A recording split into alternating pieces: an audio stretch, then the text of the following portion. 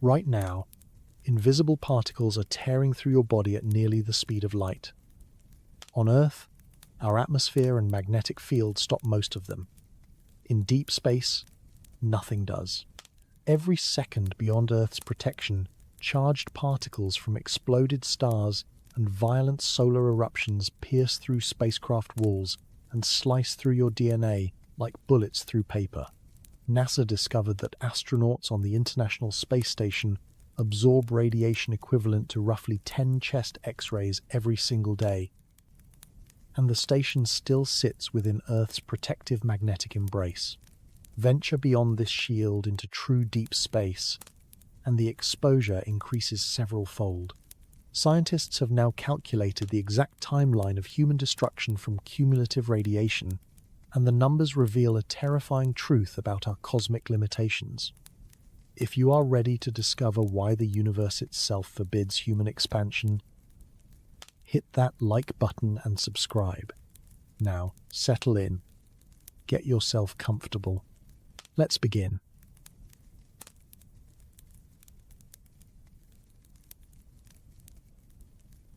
Earth wraps itself in an invisible shield that most people never think about.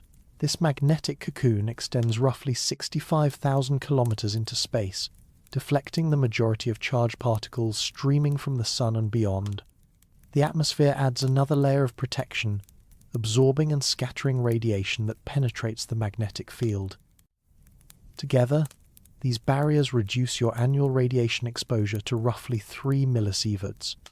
That number represents your baseline, the natural background radiation you absorb simply by existing on this planet.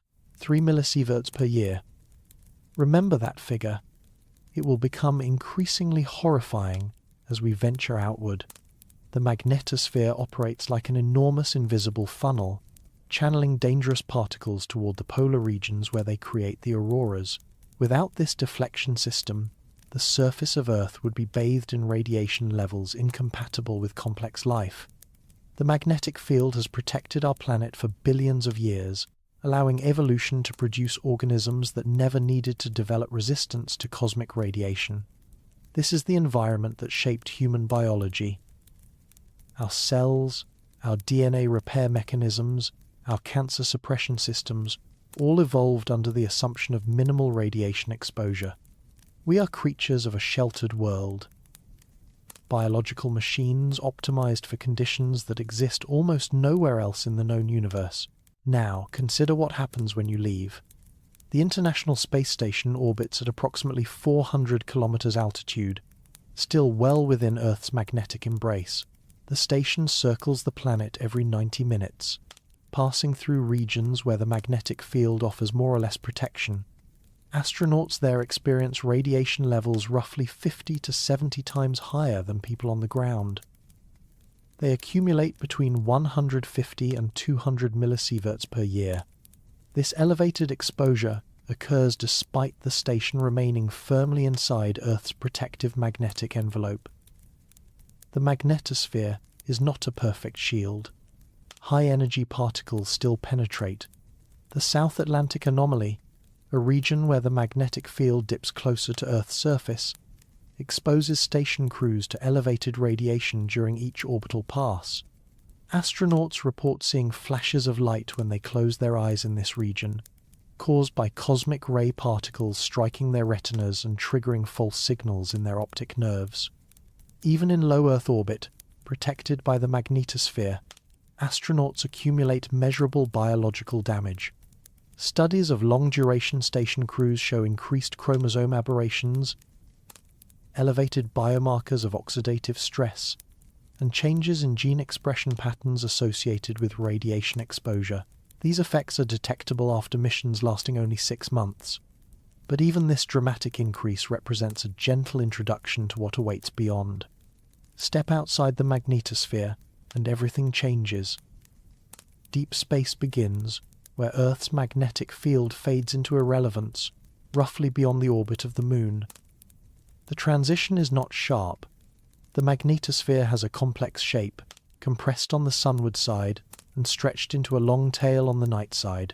but somewhere between 50,000 and 65,000 kilometers from Earth, depending on solar wind conditions, the protective bubble ends. Beyond this boundary lies the true radiation environment of space.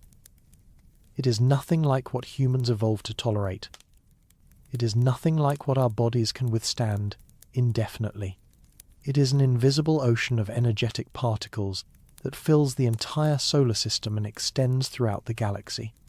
In this realm, two types of radiation dominate the environment.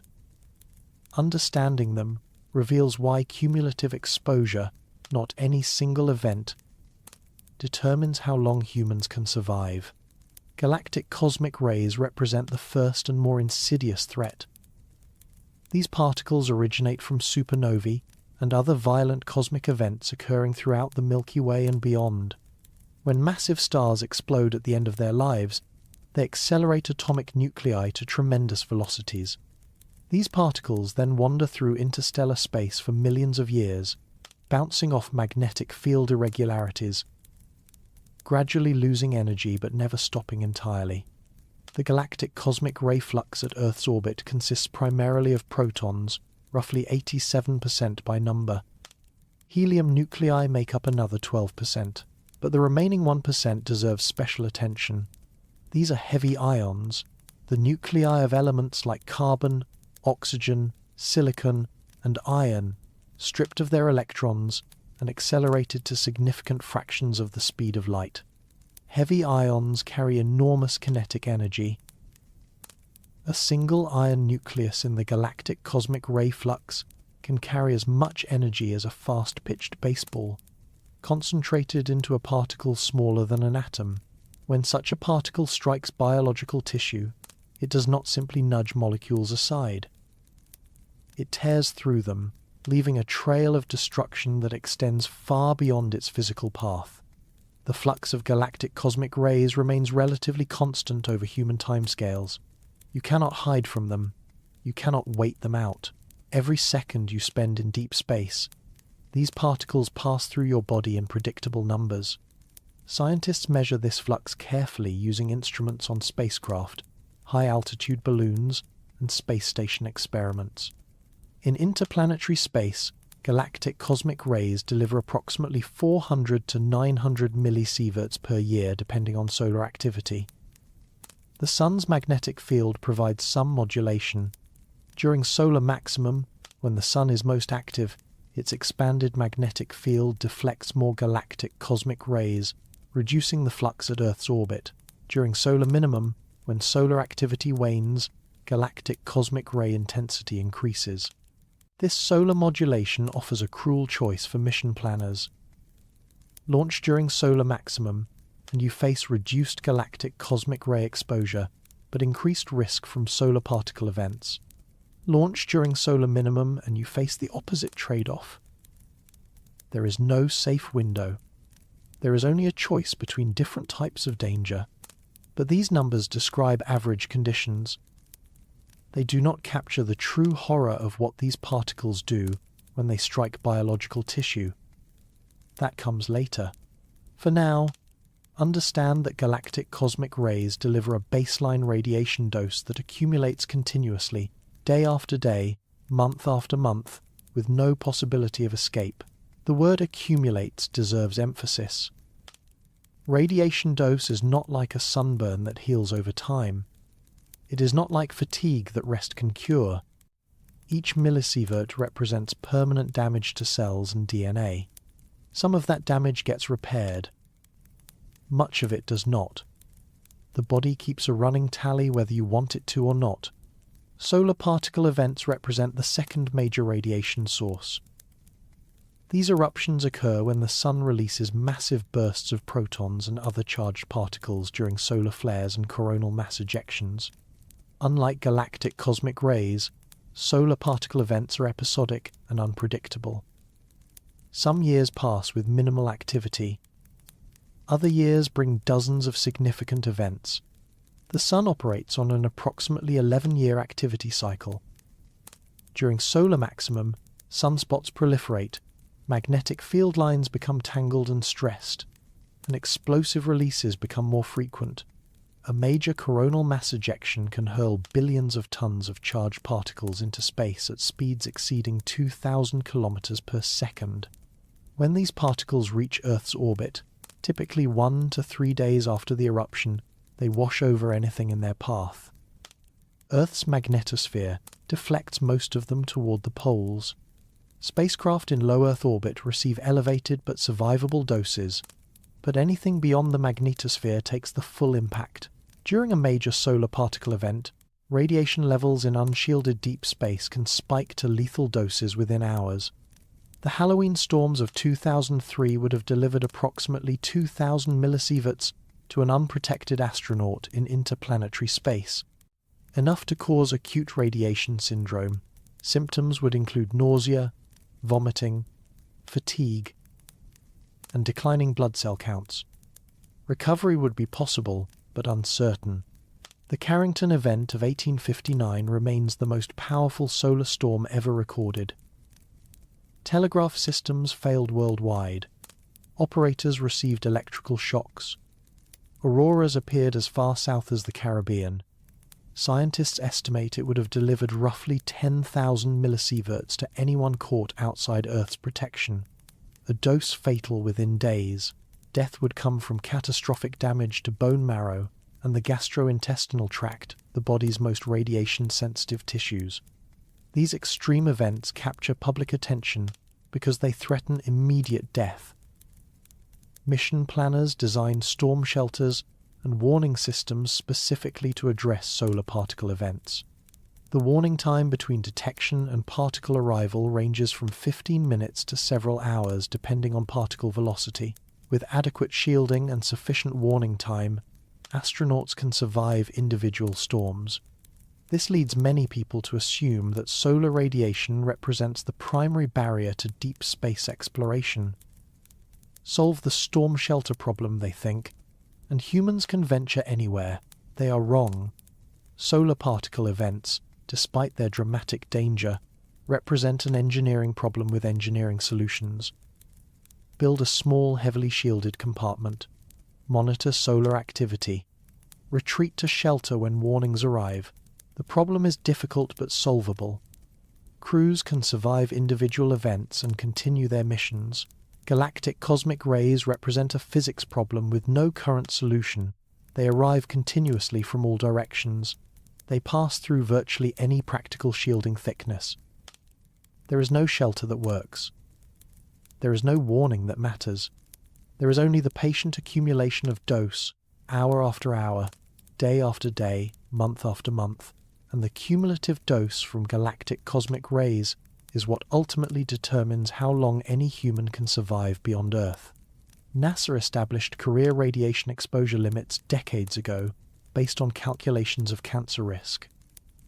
These limits emerged from studies of atomic bomb survivors, nuclear workers, and medical radiation patients. They represent the agency's best estimate of how much radiation exposure increases lifetime cancer mortality to unacceptable levels. The limits vary by age and sex, reflecting differences in radiation sensitivity and remaining lifespan. Younger astronauts face lower limits because they have more years during which radiation-induced cancers could develop.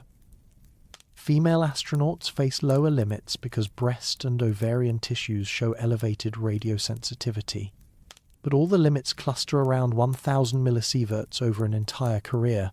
Exceed this threshold, and your probability of developing radiation-induced cancer rises above what NASA considers acceptable risk. The current standard defines acceptable risk as a 3% increase in lifetime cancer mortality.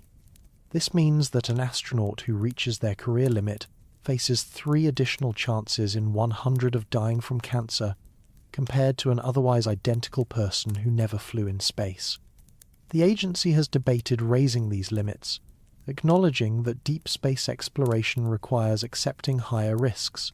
Some proposals would increase the acceptable risk to 5%.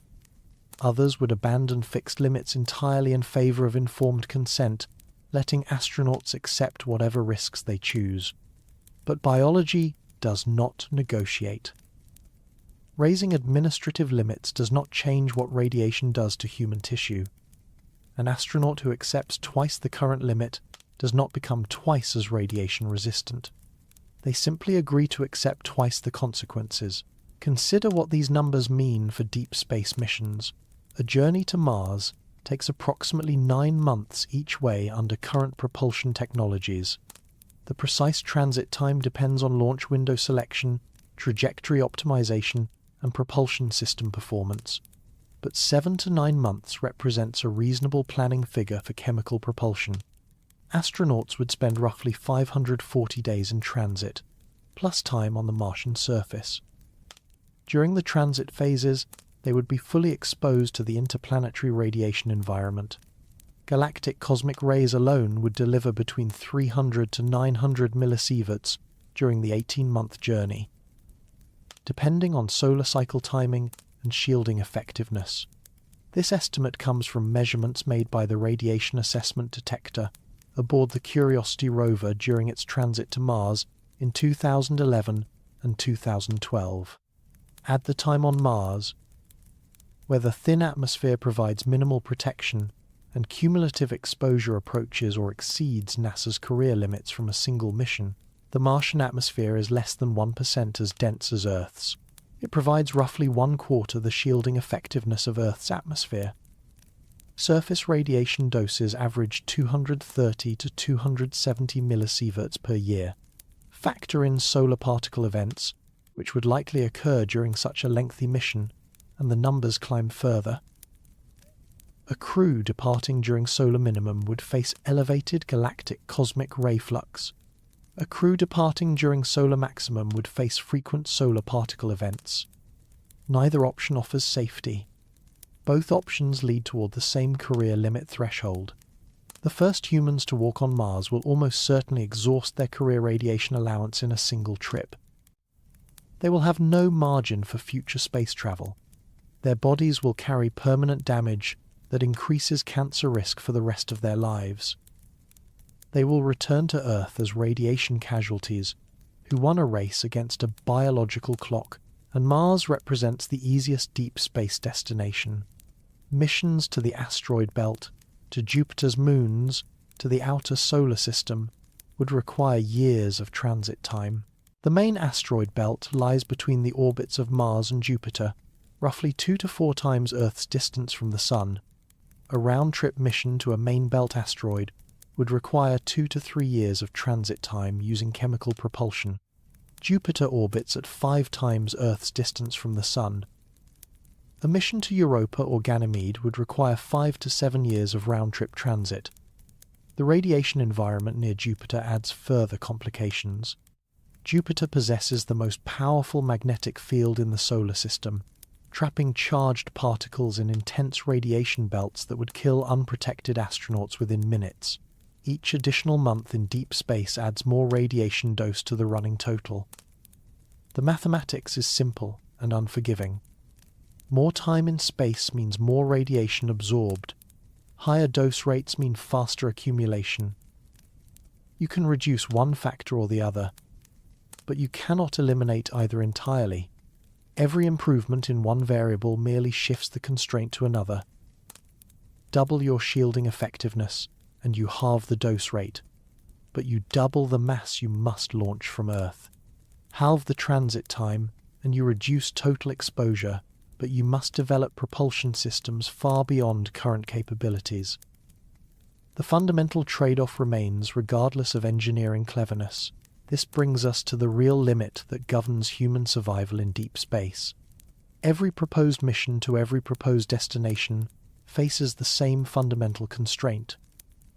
Not the challenges of closed-loop life support or the difficulties of long-duration isolation. Engineers can design better recycling systems. Psychologists can select more resilient crews. Mission planners can provision adequate supplies. Radiation dose accumulates regardless of spacecraft design, propulsion technology, or crew selection. It accumulates whether astronauts are awake or asleep, working or resting, inside the spacecraft or outside. It accumulates from the moment they leave Earth's protection until the moment they return, The question is not whether cumulative radiation will harm astronauts. That outcome is guaranteed by physics. The question is how much harm they will accept and for how long they can survive it. Some readers might wonder about the Apollo missions. 12 humans walked on the moon between 1969 and 1972. They spent up to 3 days in deep space beyond Earth's magnetic protection. Why did they survive? The answer lies in timing and luck. Apollo missions lasted roughly 8 to 12 days total, with only a fraction of that time spent beyond Earth's magnetosphere. The lunar transit took approximately 3 days each way. Surface stays ranged from 21 hours for Apollo 11 to 74 hours for Apollo 17. The cumulative radiation dose from such brief excursions remained well below dangerous levels. Apollo astronauts received between 2 and 11 millisieverts per mission, comparable to a few CT scans. This exposure was measurable but not harmful. It fell well within background variation for occupational radiation workers. The brevity of the missions kept cumulative dose in the safe range. More importantly, no major solar particle events occurred during lunar surface operations. Apollo 12 launched within hours of a significant solar flare, but the crew had not yet reached the moon when the particles arrived. Apollo 16 crews faced elevated radiation from a solar event during their return journey, but they were already heading home when exposure peaked. No crew was caught on the lunar surface during a major storm. Had the August 1972 event occurred 4 months earlier, during the Apollo 16 mission, astronauts on the moon would have received potentially fatal radiation doses with no possibility of shelter. The lunar module provided minimal shielding. The spacesuits provided essentially none. Crews on the surface during a major event would have absorbed enough radiation to cause acute radiation syndrome. NASA understood this risk. Internal documents from the era revealed genuine concern about solar particle events and serious discussions about mission abort criteria. They accepted the risk because the missions were short and the probability of a major event during any given mission remained low. Probability, mathematics works differently over longer durations. A 5% chance of disaster per month becomes a 46% chance over 12 months. Extend that to multi-year missions and catastrophic solar events become near certainties. The odds that protected Apollo become the odds that condemn deep space travelers. The Apollo astronauts beat the odds. They flew during a period of moderate solar activity. They completed their missions before any major events occurred. They returned home with stories of adventure and minimal radiation exposure. Future deep space travelers will face those same odds again and again, month after month, until the odds catch up with them. Yet even this focus on acute events misses the deeper problem. Solar particle events threaten death from massive acute exposure. A single storm can deliver lethal doses within hours, but storms can be predicted, at least partially. Shelters can be built. Operational procedures can minimize exposure during events. Galactic cosmic rays threaten death from cumulative chronic exposure. There is no storm to predict. There is no shelter to retreat to. The particles arrive continuously, 24 hours a day, 7 days a week, every week of every month of every year, spent in deep space. Both pathways lead to the same destination. Both add to the same running total, but cumulative exposure is the more fundamental barrier because it cannot be avoided or mitigated through operational procedures. Storm shelters can protect against solar particle events if warning systems work, and astronauts can reach shelter in time. A heavily shielded compartment in the center of the spacecraft, surrounded by equipment, supplies, and water tanks, can reduce storm exposure by factors of 10 or more. Crews can survive individual events and continue their missions. There is no equivalent shelter against galactic cosmic rays. No practical shielding thickness stops enough particles to reduce dose rates to safe levels. Galactic cosmic rays pass through spacecraft walls, through equipment, through human bodies, and continue into space. They deliver their dose continuously, regardless of what astronauts do or where they hide. and their effects accumulate invisibly until the damage becomes undeniable. This is the invisible storm that bathes all of deep space. It cannot be seen or felt. Astronauts do not experience radiation exposure the way they experience acceleration or temperature. There is no sensation associated with a heavy ion nucleus passing through your brain. There is no warning when a galactic cosmic ray severs a DNA strand in your bone marrow. The damage announces itself only through biological consequences that take months or years to manifest.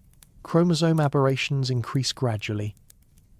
Cellular repair mechanisms become overwhelmed gradually. Cancer risks rise gradually. Cognitive function declines gradually. By the time symptoms appear, the harm is already done. The dose is already accumulated. The future is already determined. Every millisievert absorbed in deep space contributes to a permanent biological record. That record cannot be erased. It cannot be reset. It can only grow larger with continued exposure. The body does not heal radiation damage the way it heals cuts or bruises. It merely accumulates the insults and waits for consequences to emerge. Understanding why this is true requires looking much more closely at what radiation actually does when it enters the human body.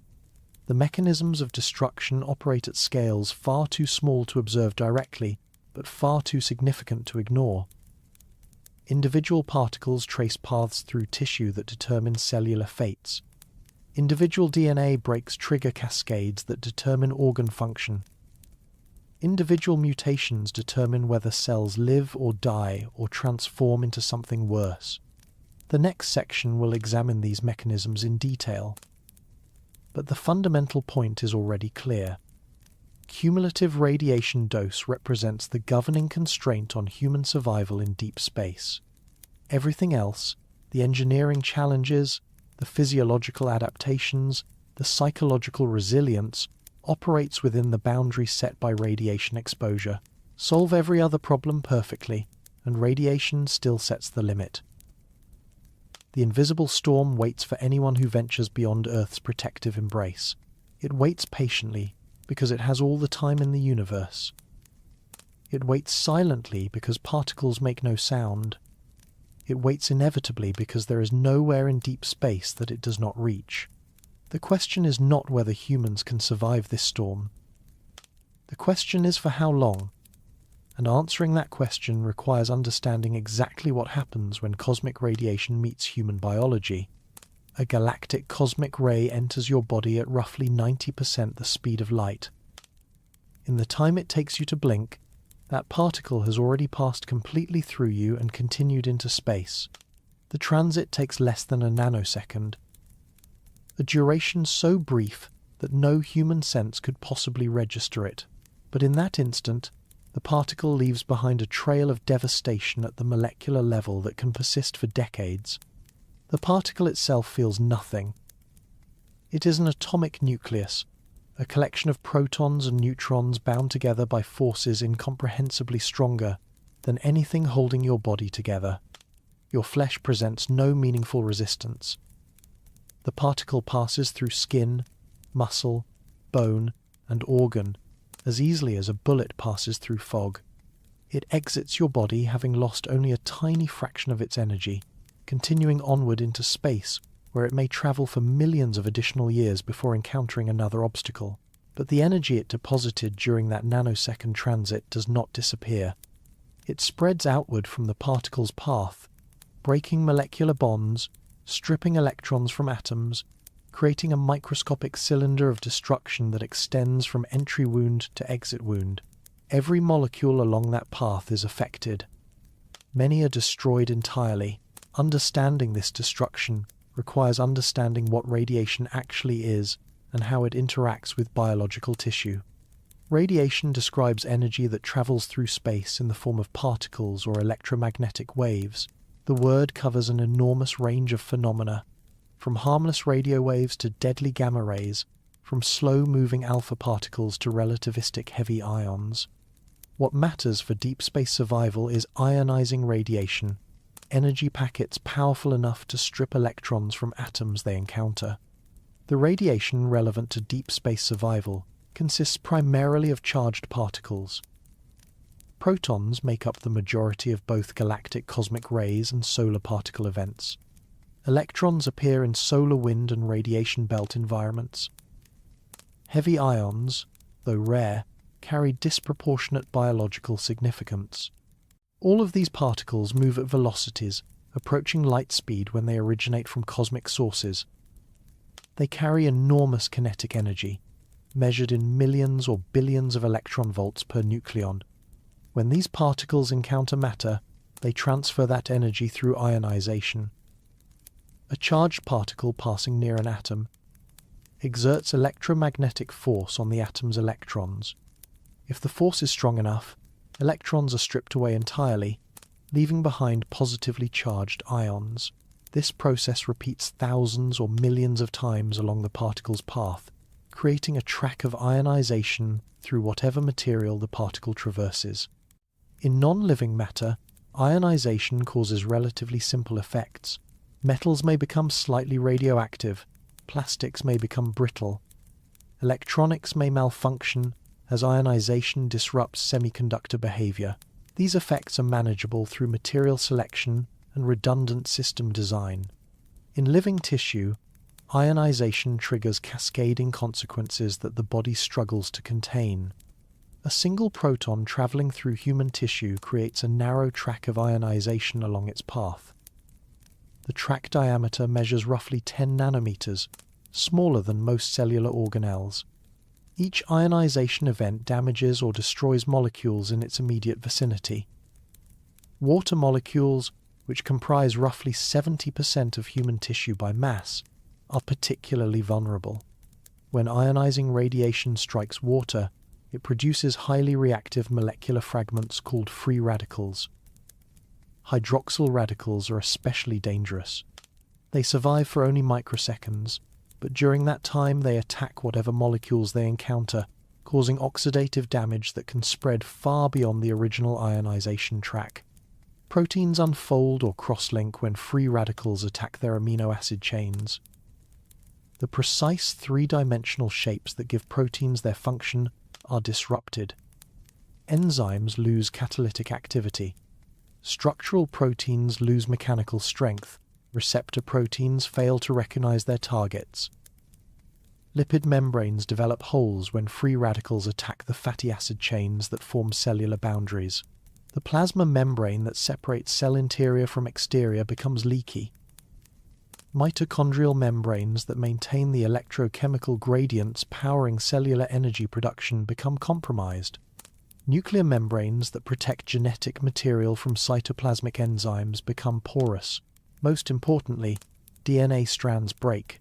The human genome consists of roughly 3 billion base pairs organized into 46 chromosomes. This genetic information must be preserved accurately across trillions of cells and billions of cell divisions throughout a human lifetime. The molecular machinery that copies, repairs, and expresses genetic information operates with remarkable fidelity. But it evolved to handle the damage rates encountered on Earth's surface, not the damage rates found in deep space. The human body handles routine radiation damage constantly. Background radiation on Earth causes roughly 10,000 DNA lesions per cell per day. Oxidative metabolism produces free radicals that cause additional thousands of lesions. Spontaneous chemical reactions damage bases and break sugar-phosphate backbones. The genome is under constant assault simply from the process of being alive. Cellular repair mechanisms fix the vast majority of these breaks within hours. Base excision repair removes damaged nucleotides and replaces them with correct ones. Nucleotide excision repair handles larger distortions in the DNA helix. Mismatch repair corrects errors introduced during DNA replication. These systems operate continuously in every cell, scanning the genome for damage and correcting it before replication occurs. Single-strand breaks, where only one rail of the DNA double helix is severed, rarely cause permanent problems. The complementary strand provides a template for accurate repair. Enzymes recognize the break, remove damaged material, and synthesize new DNA using the intact strand as a guide. The original information is preserved because it still exists on the undamaged strand, but galactic cosmic rays are not background radiation. The damage they cause differs fundamentally from the damage that human repair systems evolved to handle. The difference lies not in the type of molecular destruction, but in its spatial concentration. Heavy ions represent the most biologically damaging component of the galactic cosmic ray flux. Iron nuclei, silicon nuclei, magnesium nuclei, calcium nuclei. These particles carry much greater charge than protons.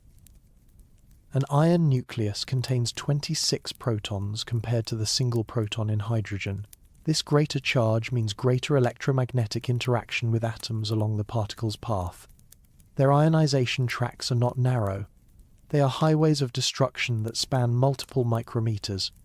The core of a heavy ion track experiences energy deposition thousands of times more intense than the core of a proton track. Every molecule within this core is ionized, often multiple times. The damage is not scattered randomly through the cell. It is concentrated along a linear path that may cross multiple critical structures. When a single iron nucleus traverses a cell, it does not create isolated damage sites that repair systems can address one at a time. It creates a core of complete molecular destruction surrounded by a penumbra of secondary radiation. The track core is so densely ionized that virtually every molecule along the path is destroyed. Proteins are shredded. Membranes are perforated. DNA is fragmented. DNA in this region does not suffer single-strand breaks that can be repaired using complementary strand information. It suffers clustered damage, multiple breaks occurring within one or two helical turns of the double helix. The complementary strand is destroyed along with the coding strand. There is no template for accurate repair. Clustered DNA damage presents an entirely different repair challenge. Double strand breaks, where both rails of the DNA helix are severed at nearby locations, cannot use complementary strand information for repair. The cell must use alternative mechanisms that are inherently error-prone. Two main pathways exist for double-strand break repair, and both carry significant risks of introducing permanent genetic changes. Non-homologous end joining simply glues the broken ends back together without reference to any template. This mechanism is fast, but sloppy. It frequently deletes or inserts small numbers of base pairs at the repair site. If the break occurred within a gene, the gene is likely mutated. If the break occurred in a regulatory region, gene expression patterns may be permanently altered. Homologous recombination uses a sister chromatid as a template for repair, achieving higher accuracy but requiring that the cell has recently replicated its DNA. This mechanism is slower and not always available.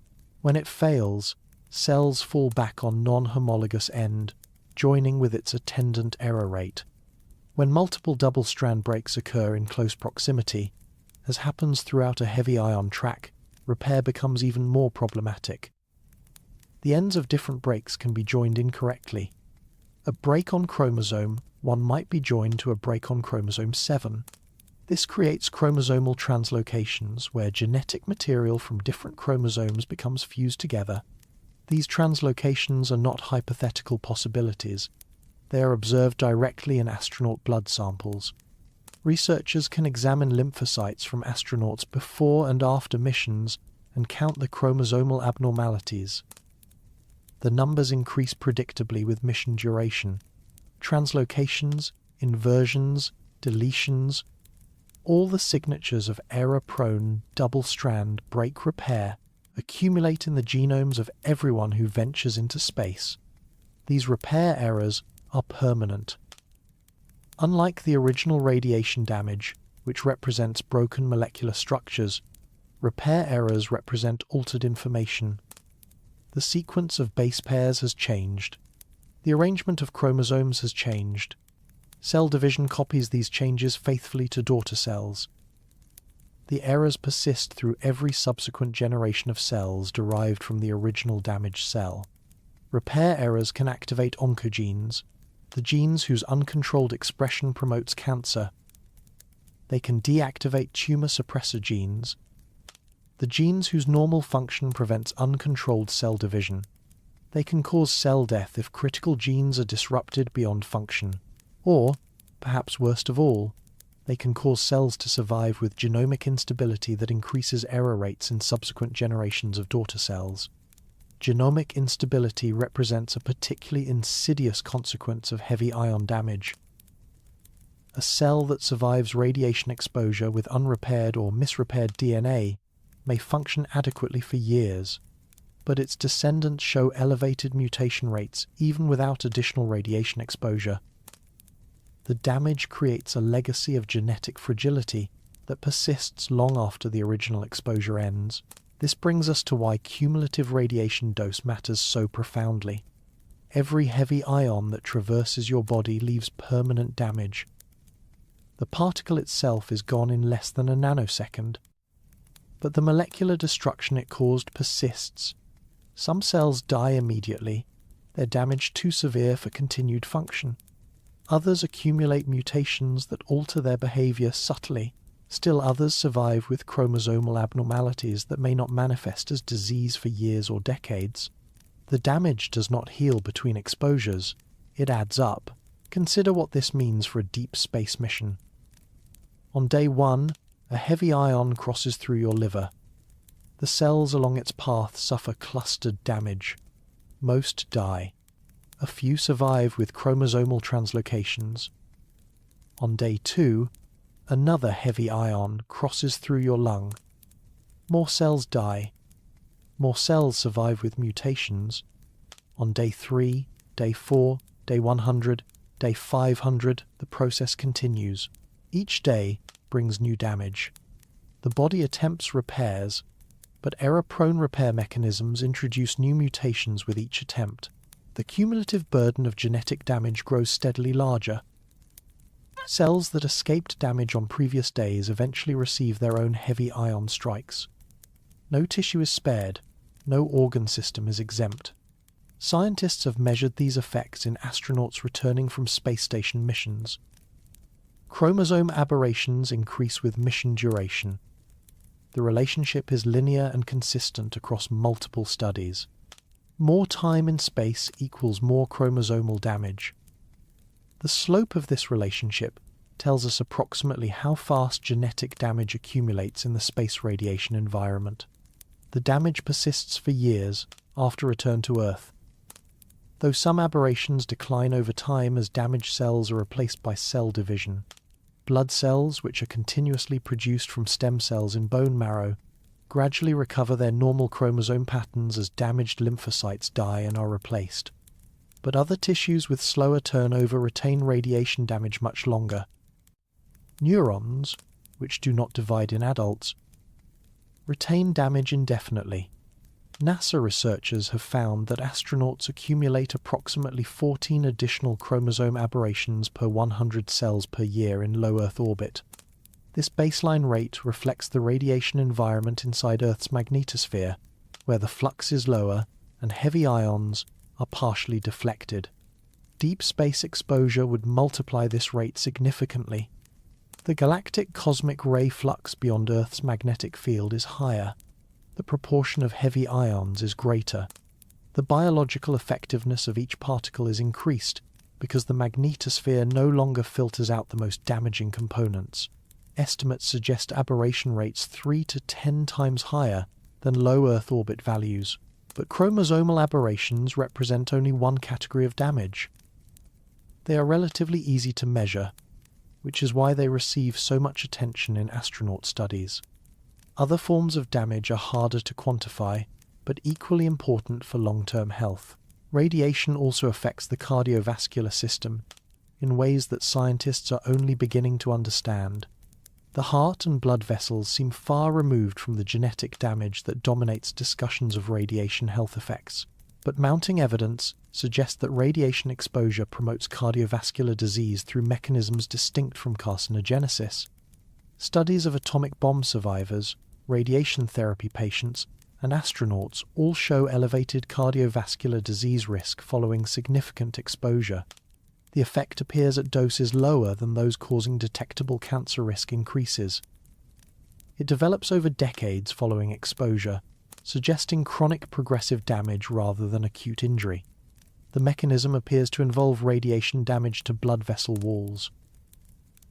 Endothelial cells lining arteries are exposed to every heavy ion that passes through the cardiovascular system.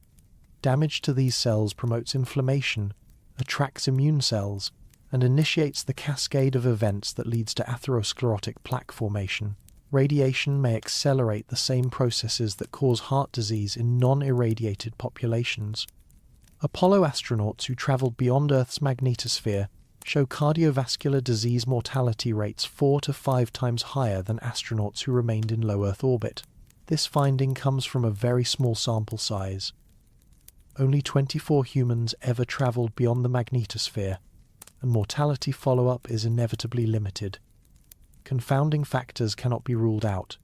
Perhaps astronauts selected for lunar missions differed from other astronauts in ways that affected cardiovascular risk, but the biological mechanisms are plausible and consistent with what radiation does to vascular tissue. If deep space radiation truly accelerates cardiovascular aging, then long-duration missions face yet another pathway by which cumulative dose limits survival time. The central nervous system presents perhaps the most concerning target for space radiation damage. The brain controls everything that makes us human: cognition, memory, emotion, decision-making, personality. Damage to neural tissue threatens not just health but identity. Neurons do not divide in adults. This fundamental fact of neurobiology has profound implications for radiation effects. Other tissues repair radiation damage partly by replacing killed cells with new ones. Bone marrow produces fresh blood cells. Gut epithelium regenerates from stem cell populations. Skin replaces damaged surface cells continuously. The brain cannot do this. Damaged neurons cannot be replaced. The connections they formed with other neurons are lost permanently when they die. The memories they encoded, the skills they facilitated, the personality traits they helped create, all depend on the continued function of specific irreplaceable cells. Heavy ion radiation appears particularly effective at damaging neurons in ways that impair cognitive function. Animal studies consistently show behavioral and cognitive deficits following simulated galactic cosmic ray exposure at doses relevant to Mars missions. Mice and rats exposed to heavy ion beams show measurable changes in learning, memory, anxiety, and social behavior. The doses used in these studies match what astronauts would receive during interplanetary transit. The behavioral changes appear reliable across multiple research groups using different methodologies. The translation from rodent to human remains uncertain, but the consistency of findings raises serious concerns. Mice exposed to heavy ion radiation at Mars mission equivalent doses show impaired memory on tests requiring spatial navigation and object recognition. They show increased anxiety on tests, measuring willingness to explore novel environments. They show reduced motivation on tests requiring sustained effort for reward. They show poorer problem-solving abilities on tests requiring flexible thinking. These effects appear even when total dose is relatively low by the standards of acute radiation exposure.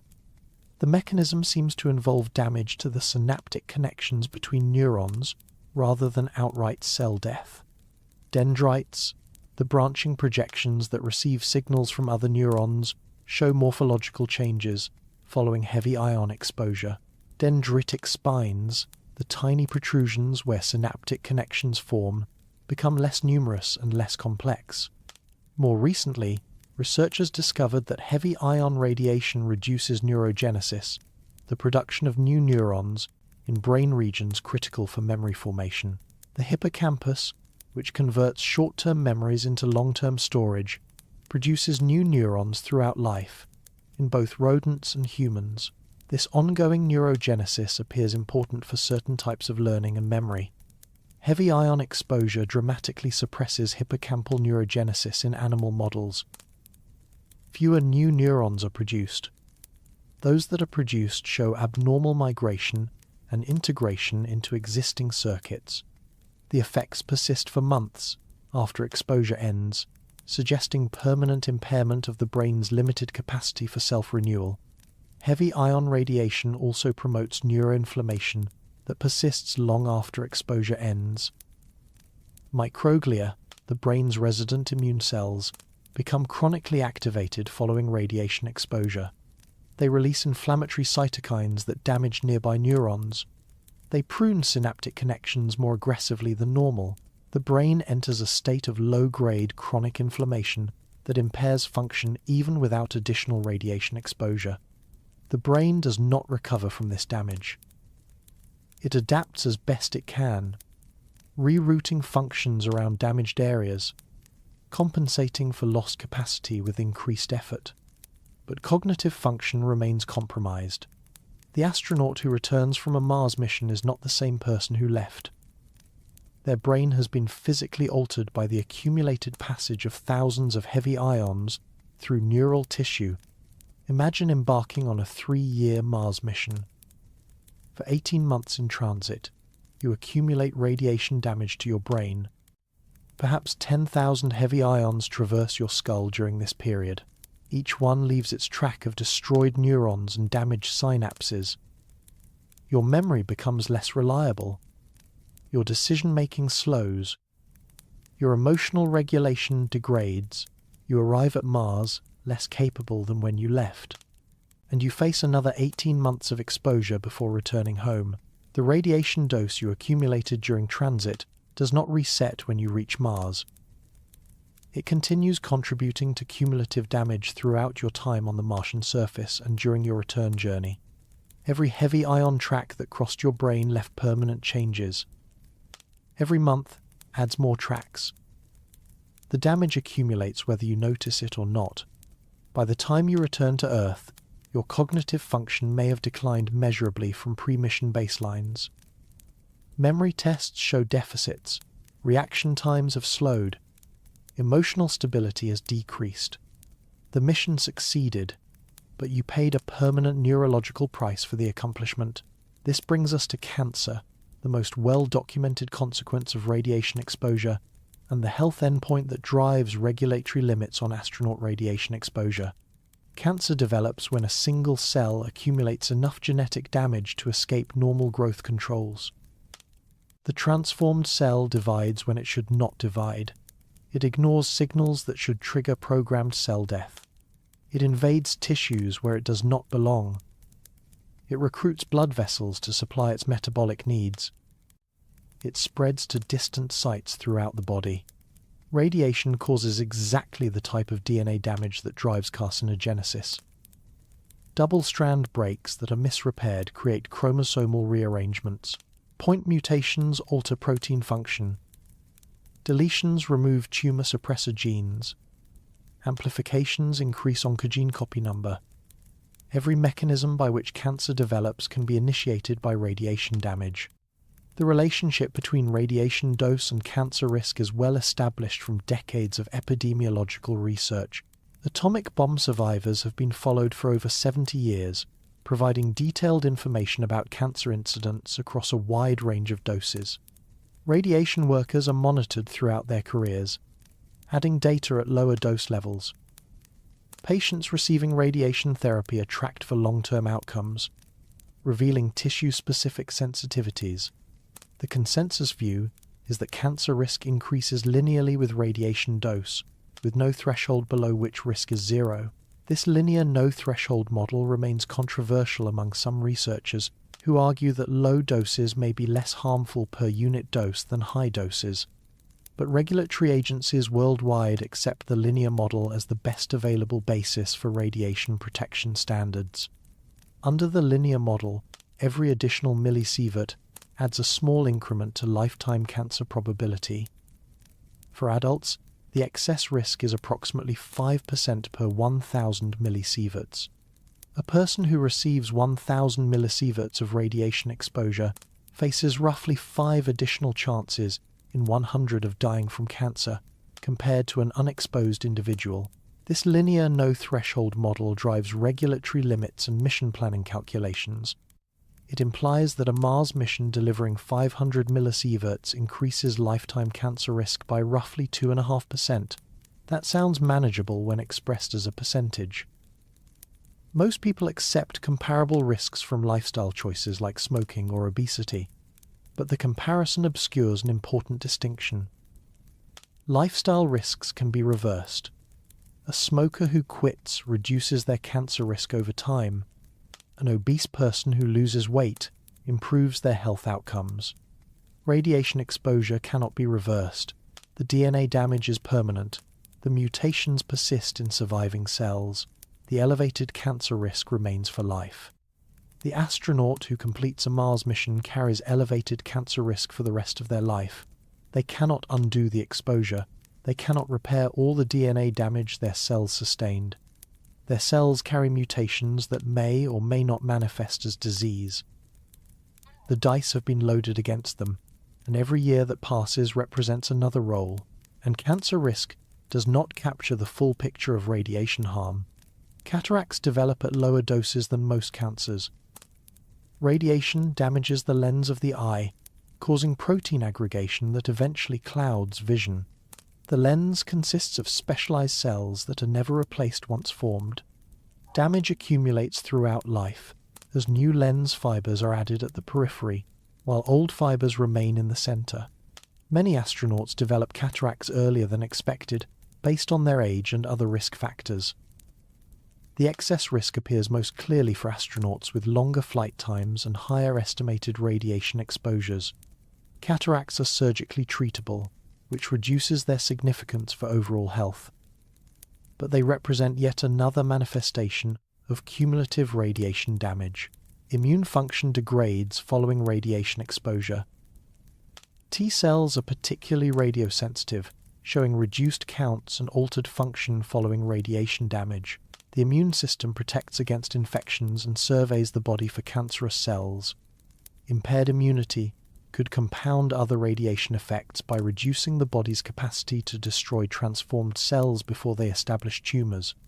Studies of astronauts show altered immune cell populations and reduced immune response following long-duration missions. Latent viruses reactivate more frequently. Immune markers show patterns consistent with premature immunological aging. Fertility may be affected by radiation exposure. Gonads are among the most radiosensitive tissues in the human body. The rapidly dividing cells that produce sperm are easily killed by radiation. The oocytes that comprise a woman's lifetime supply of eggs are vulnerable to damage even though they do not divide in adults. Radiation damage to reproductive cells can cause temporary or permanent infertility. Even if fertility is preserved, radiation may increase mutation rates in offspring by damaging DNA in germ cells. This concern has limited practical significance for astronauts, who are typically beyond reproductive age by the time they complete long-duration missions, but it represents another tissue system vulnerable to cumulative dose effects. Each of these effects follows from the same underlying mechanism. Radiation deposits energy in tissue, causing ionization, which damages molecules, which disrupts cellular function. More radiation means more ionization means more damage. The relationship is not mysterious. It follows directly from physics and biochemistry. The dose determines the damage. The damage accumulates. The consequences manifest over time. This brings us back to the fundamental constraint governing deep space survival. Every minute spent beyond Earth's protection adds to cumulative radiation dose. Every millisievert accumulated increases the probability and severity of health consequences. Every heavy ion that traverses the body leaves permanent traces in the form of dead cells, mutated survivors, and misrepaired chromosomes. There is no recovery period that erases previous exposure. An astronaut who returns from one deep space mission and rests for 5 years before attempting another does not begin the second mission with a clean slate. The damage from the first mission persists in every cell that survived the exposure. The second mission adds to this existing burden rather than starting fresh. There is no adaptation that makes subsequent exposure less harmful. The body does not become radiation resistant through experience. If anything, accumulated damage may make tissues more vulnerable to additional insults. Cells with unrepaired damage may be more likely to undergo malignant transformation when hit again. The damage simply adds up. The question facing mission planners is not whether to accept radiation harm. That decision was made when they chose to leave Earth. Every deep space mission imposes radiation costs on its crew. The question is how much harm to accept and how to distribute it across crew members and missions. But no amount of clever mission design changes what radiation does to human tissue. No operational procedure prevents heavy ions from causing clustered DNA damage. No crew selection criterion identifies humans who are immune to radiation effects. All humans are vulnerable. All humans accumulate damage at roughly similar rates.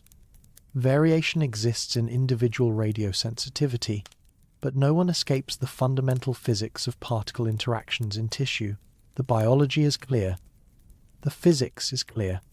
What remains unclear is whether any technology can change the equation enough to allow humans to survive long-duration, deep space missions without accumulating damage that shortens lives, impairs function, and ultimately proves fatal.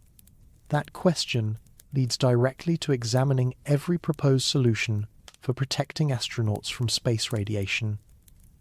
Shielding, propulsion, pharmaceuticals, genetic modification.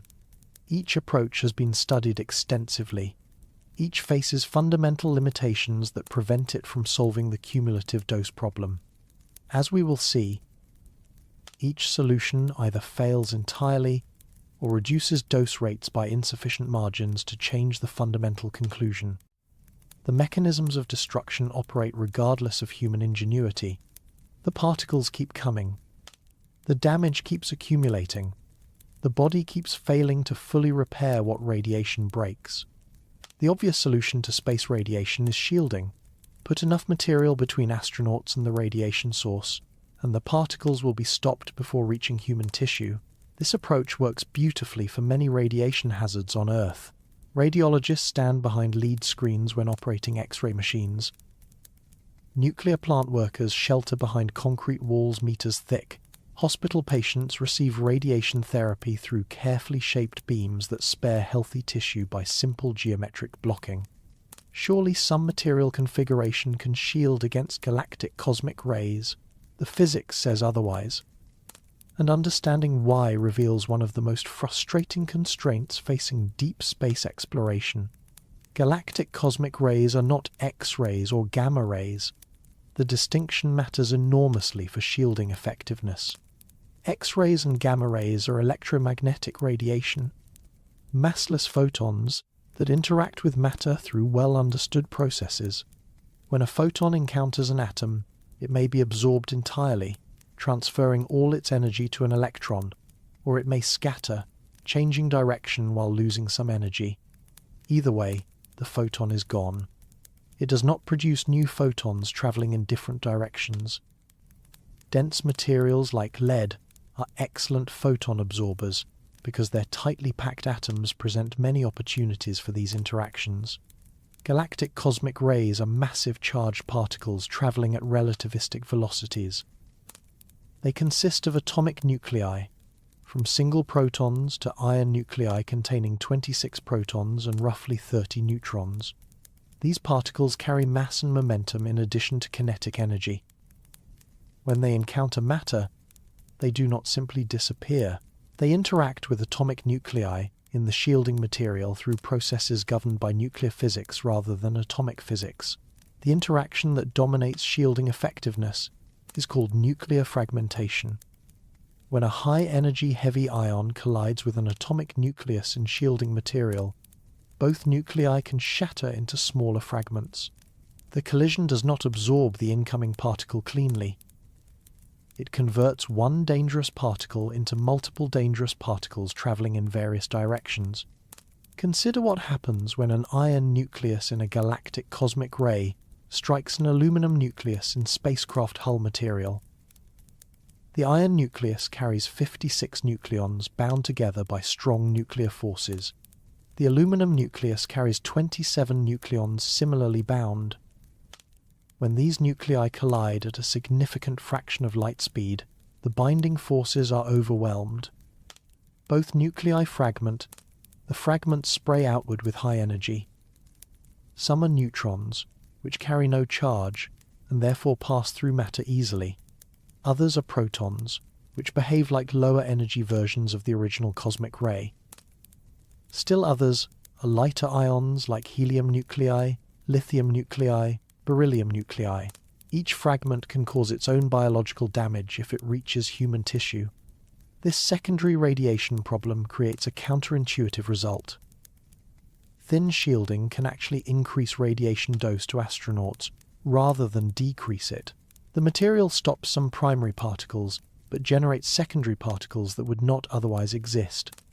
The secondaries may carry less energy individually, but there are more of them, and their combined biological effect can exceed the original particle's impact. Studies conducted at particle accelerator facilities have consistently demonstrated this effect. Researchers expose biological samples and radiation detectors to simulated galactic cosmic ray beams with various shielding configurations between source and target. Aluminum shielding, the standard material for spacecraft hulls, provides minimal protection against heavy ions and can be counterproductive at certain thicknesses. The worst thickness range falls between roughly 5 and 20 grams per square centimeter for aluminum. Thinner shielding does little. Thicker shielding begins to show benefit. But even very thick aluminum shielding fails to reduce dose rates to levels compatible with long-duration missions because the secondary particle cascade continues producing harmful radiation throughout the shielding depth. Different materials produce different secondary particle spectra. The key variable is the atomic mass of the shielding nuclei. Heavy elements like lead, excellent for photon shielding, perform poorly against cosmic rays because their large nuclei fragment into many secondaries when struck. Light elements perform better because their small nuclei produce fewer fragments and the fragments carry less total energy. Hydrogen represents the optimal shielding element from a nuclear physics perspective. A hydrogen nucleus is simply a proton. When a cosmic ray strikes a hydrogen nucleus, the collision cannot produce nuclear fragmentation because there is nothing to fragment into. The cosmic ray may lose energy through electromagnetic interactions, but it does not spawn a cascade of secondary particles. This insight led researchers to evaluate hydrogen-rich materials for spacecraft shielding. Water consists of 2 hydrogen atoms for every oxygen atom, giving it a higher hydrogen density than any practical structural material. Water walls around crew quarters could reduce galactic cosmic ray dose by perhaps 20 to 30% compared to equivalent mass of aluminum shielding. But water is heavy. A meaningful water shield would require layers at least 30 centimeters thick surrounding the crew habitat. For a habitat volume large enough to house a crew for months or years, this translates to tens of thousands of kilograms of water mass. Every kilogram launched from Earth costs thousands of dollars and requires proportionally more propellant. A water-shielded Mars mission would require launch capabilities far exceeding current or near-term systems. The mass penalty cascades through mission design. Heavier spacecraft require more propellant. More propellant requires larger tanks. Larger tanks require stronger structures. Stronger structures add more mass. The rocket equation, which governs the relationship between payload mass and propellant requirements, punishes additional mass exponentially. Doubling payload mass more than doubles the propellant needed to achieve the same trajectory. Polyethylene and other hydrogen-rich plastics show similar shielding benefits to water with somewhat easier handling characteristics. High-density polyethylene contains roughly 14% hydrogen by mass, less than water's 11%, but still far better than aluminum. NASA has tested polyethylene shielding extensively in ground-based experiments and limited spaceflight applications. Polyethylene reduces dose rates more effectively than aluminum per unit mass. It can be fabricated into structural panels that serve dual purposes. as radiation shielding and meteorite protection. Several spacecraft designs have incorporated polyethylene-based shielding for crew quarters. The International Space Station uses polyethylene tiles in sleeping compartments to reduce astronaut exposure during their most stationary hours. But the reductions remain insufficient to enable long-duration missions beyond Earth's magnetosphere. Here is the problem quantified with specific numbers that illuminate the gap between what shielding can achieve and what mission safety requires. In interplanetary space, galactic cosmic rays deliver approximately 400 to 900 millisieverts per year depending on solar cycle conditions. This range reflects the modulation of cosmic ray flux by solar magnetic activity. During solar maximum, the expanded solar magnetic field deflects more cosmic rays, reducing the flux reaching Earth's orbital distance. During solar minimum, cosmic ray intensity increases as the solar magnetic barrier weakens. With optimized polyethylene shielding of practical thickness, perhaps 10 to 20 grams per square centimeter distributed appropriately around crew quarters, dose rates might decrease to 300 to 700 millisieverts per year. The reduction is meaningful, but far from sufficient. Astronauts would still accumulate hundreds of millisieverts annually, exceeding safe exposure rates by large margins. A 3-year Mars mission under these optimistic shielding conditions would deliver 900 to 2,100 millisieverts total. The lower bound approaches NASA career limits for the oldest male astronauts. The upper bound exceeds career limits for everyone, and these estimates assume no major solar particle events occur during the mission, which would add significant additional exposure despite the availability of storm shelters. The mathematics is unforgiving. Even the best practical shielding reduces dose rates by only 30 to 50%. Total exposure still mounts at rates measured in hundreds of millisieverts per year. Career limits are still reached or exceeded within years rather than decades. The shielding helps, but it does not solve the fundamental problem. This brings us to a crucial realization about the limits of passive shielding technology. Passive shielding cannot solve the galactic cosmic ray problem because no practical shield thickness stops enough primary particles while avoiding excessive secondary particle production. There exists no material that absorbs heavy ions without producing secondaries. There exists no material configuration that reduces dose rates to levels compatible with indefinite human presence in deep space. The fundamental physics of nuclear fragmentation sets limits that material engineering cannot overcome. You can optimize material selection. You can arrange shielding layers strategically. You can position crew quarters within spacecraft to maximize the shielding provided by other systems. But you cannot change the nuclear physics that governs how cosmic rays interact with matter. Some researchers have proposed using lunar or Martian regolith as shielding material for surface habitats. The concept is appealing because it uses locally available resources rather than materials launched from Earth. Bury a habitat under several meters of regolith, and cosmic ray exposure would decrease substantially. Regolith shielding faces its own challenges. Lunar regolith consists primarily of silicate minerals with average atomic masses much higher than hydrogen-rich materials. It produces more secondaries per incident cosmic ray than polyethylene would. Achieving equivalent protection requires thicker layers and correspondingly more excavation and construction effort.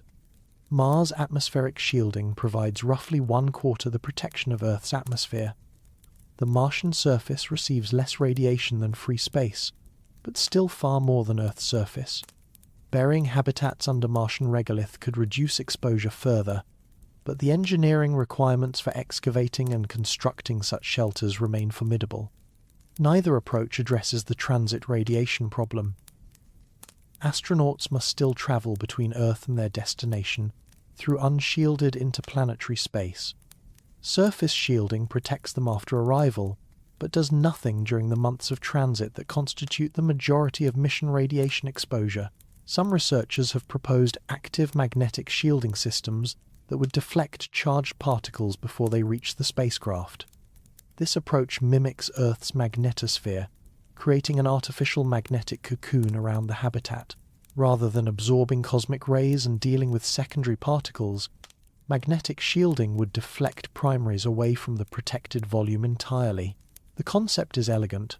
Charged particles curve when passing through magnetic fields. The radius of curvature depends on particle momentum and field strength. Strong enough fields over large enough distances could bend cosmic ray trajectories enough to miss the spacecraft entirely. No interaction with shielding material means no secondary particle production. The engineering is essentially impossible with current technology. To deflect galactic cosmic ray particles, which carry enormous momentum due to their relativistic velocities and substantial masses, magnetic fields must be extraordinarily strong and must extend over large distances. Calculations suggest field strengths of several Tesla. Over regions spanning tens of meters would be required to deflect the most energetic and most biologically damaging components of the cosmic ray flux. For comparison, MRI machines generate fields of roughly 1.5 to 3 Tesla within bores, measuring less than 1 meter in diameter. The total magnetic energy stored in an MRI system is substantial but manageable. Scaling similar field strengths to the volumes required for spacecraft protection would increase stored magnetic energy by factors of thousands or millions. Generating such fields requires superconducting magnets, operating at cryogenic temperatures. Normal conducting electromagnets would require impossibly large power supplies and would generate waste heat exceeding any spacecraft's thermal management capacity.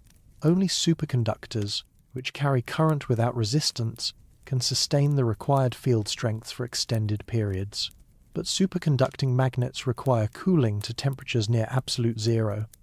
In space, maintaining cryogenic temperatures requires active refrigeration systems that consume significant power and add substantial mass.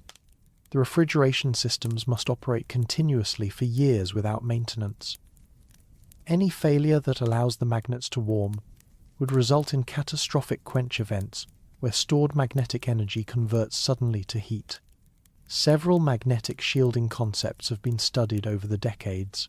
Toroidal field configurations would create a donut-shaped magnetic region around the spacecraft, deflecting particles inward or outward depending on their charge. Confined plasma clouds would use ionized gas to carry currents that generate protective fields without solid conductors. Electrostatic deflection systems would use high voltages rather than magnetic fields to repel charged particles. None have progressed beyond conceptual design and laboratory-scale demonstration. The mass, power, and complexity requirements exceed what any near-term mission architecture can support. The engineering challenges of building, launching, deploying, and maintaining superconducting magnet systems over multi-year missions remain formidable. Even optimistic projections suggest that magnetic shielding might reduce dose rates by 50%, while adding thousands of kilograms to spacecraft mass.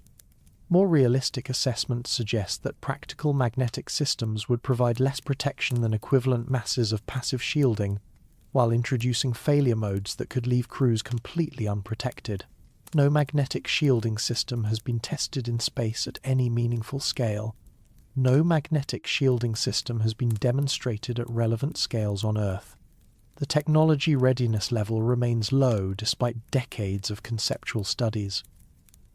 Magnetic shielding represents a theoretical possibility rather than a practical solution for any mission planned within the next several decades.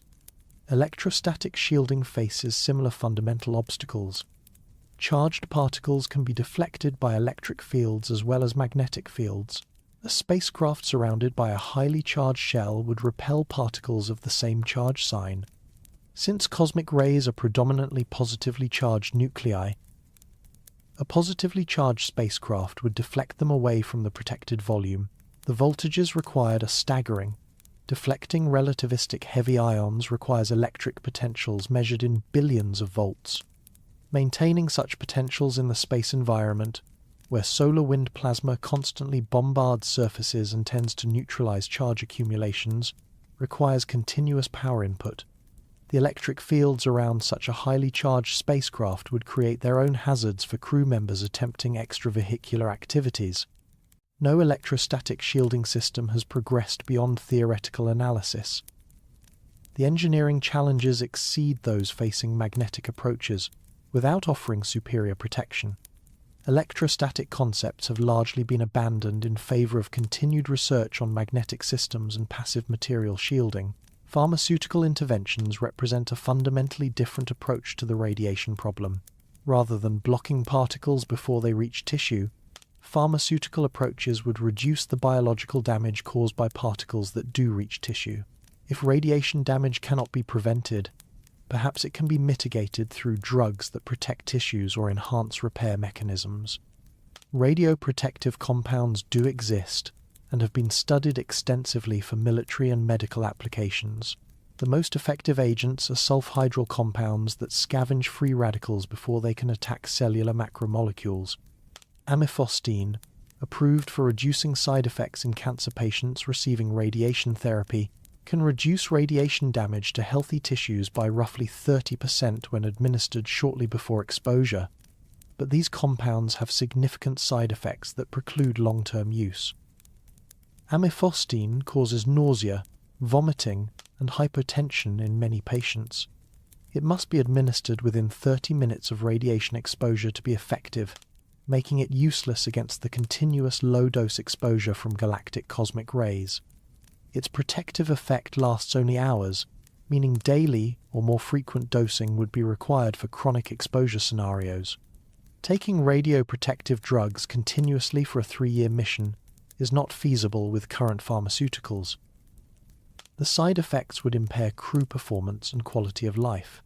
The protective benefit would be partial at best.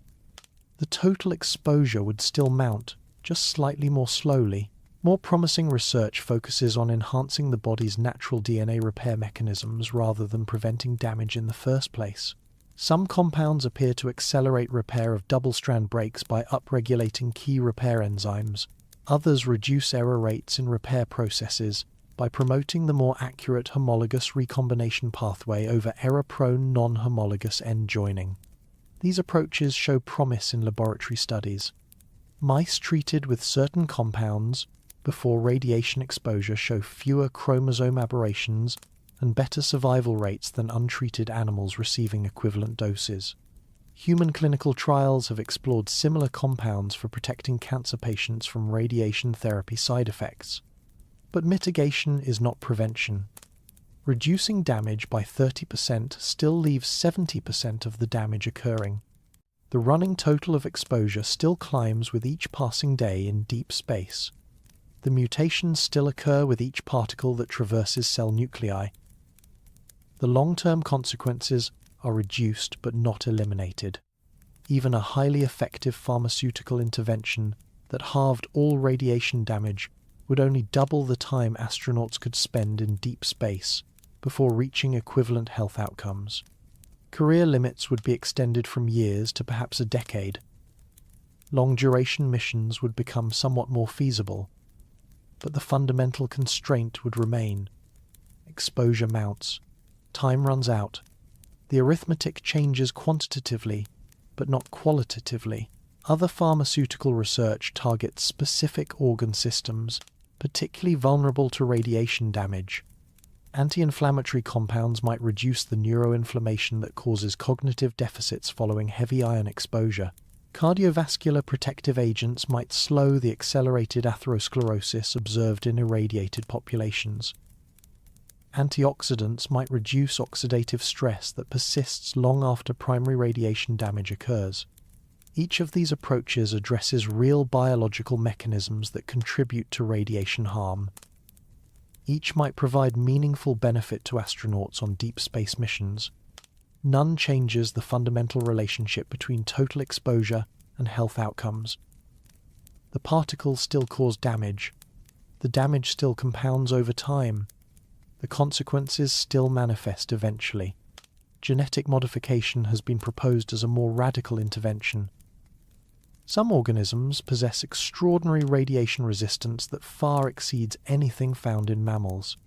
The bacterium Deinococcus radiodurans survives radiation doses thousands of times higher than those fatal to humans.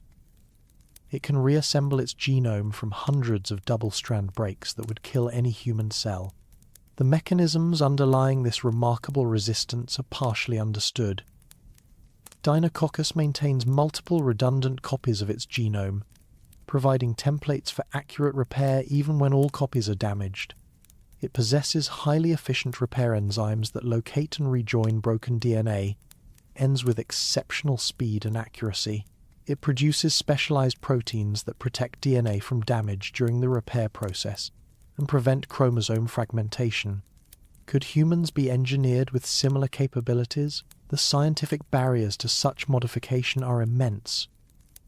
Human radiation sensitivity results from fundamental aspects of our cellular biology that evolved over hundreds of millions of years. Our DNA repair pathways interact with cell cycle controls, apoptosis mechanisms, and tumor suppression systems in complex ways that we do not fully understand. Altering repair efficiency could have unpredictable effects on these interconnected systems. DNA repair pathways interact particularly closely with cancer suppression mechanisms. Genes like p53 that promote cell death in response to DNA damage also serve as critical tumor suppressors. Modifications that allowed cells to survive more radiation damage might simultaneously allow damaged cells to survive and proliferate when they should die. Reducing radiation harm might increase spontaneous cancer risk, even in the absence of radiation exposure. The genetic modifications that confer radiation resistance in bacteria may simply not be transferable to human biology. Bacterial cells have fundamentally different organization than human cells. They lack nuclei, lack complex chromosome structures, lack the elaborate regulatory systems that govern gene expression in multicellular organisms. What works in Deinococcus may have no equivalent application in human tissue. Even if such modifications were possible and safe, they would not eliminate radiation damage. They would only change the balance between damage and repair. Heavy ion tracks through neurons would still disrupt synaptic connections because the physical destruction occurs regardless of repair capability. Cardiovascular damage would still build up because blood vessel walls cannot be repaired to pristine condition. The biological cost would still be paid in ways that repair mechanisms could only partially address. Genetic modification remains speculative for radiation protection purposes. No human gene therapy has ever been approved for enhancing radiation resistance. No animal studies have demonstrated meaningful protection through genetic modification of repair pathways. The concept remains theoretical and faces ethical objections beyond purely scientific challenges. This persistent failure of every proposed solution reveals something fundamental about the radiation protection problem. Every approach attacks a symptom rather than the underlying cause. Shielding tries to block particles but cannot prevent secondary production or stop the highest energy primaries. Drugs try to reduce damage but cannot prevent the molecular destruction caused by ionizing radiation. Genetic modification tries to enhance repair but cannot restore destroyed neurons or reverse cardiovascular aging. Magnetic fields try to deflect particles but cannot be generated with sufficient strength and extent using foreseeable technology. None address the root constraint that total radiation exposure grows continuously without practical upper limits. The only way to reduce total dose is to reduce either the dose rate or the exposure time. Reducing dose rate requires shielding or avoidance, approaches that face the limitations already described. Reducing exposure time requires faster travel between Earth and destinations in deep space. Faster propulsion systems would help enormously. The longer astronauts spend in interplanetary space, the more radiation they absorb. Cut transit time in half, and you cut transit dose in half. Cut transit time by a factor of 4, and career limits might accommodate round-trip missions to Mars with margin to spare. Chemical rockets, the only propulsion technology with extensive human spaceflight heritage, achieve specific impulses around 450 seconds. This limits transit times to Mars to roughly 7 to 9 months each way, depending on trajectory and launch window. 18 months of transit exposure dominates total mission dose, regardless of surface stay duration. nuclear thermal propulsion offers roughly double the specific impulse of chemical rockets. Transit times to Mars could decrease to 4 or 5 months with optimized trajectories. The dose reduction would be meaningful but not transformative. Astronauts would still receive hundreds of millisieverts during transit phases. Nuclear thermal engines have been designed and ground-tested but never flown. The NERVA program in the 1960s demonstrated the technical feasibility of nuclear thermal propulsion before being cancelled for budgetary and political reasons. Reviving this technology would require substantial investment and would face regulatory hurdles for launching nuclear materials. More advanced propulsion concepts promise greater specific impulse and correspondingly shorter transit times. Nuclear pulse propulsion, using repeated nuclear explosions to accelerate spacecraft, could theoretically achieve specific impulses in the thousands of seconds. Fusion propulsion, if the engineering challenges of sustained fusion reactions can be solved, could achieve similar or better performance. These technologies remain speculative. No nuclear pulse propulsion system has ever been tested at any scale. No fusion propulsion system exists, even in prototype form. The timelines for developing such capabilities, if they prove feasible at all, span decades rather than years. Shorter transit times would reduce total exposure, but would not eliminate it.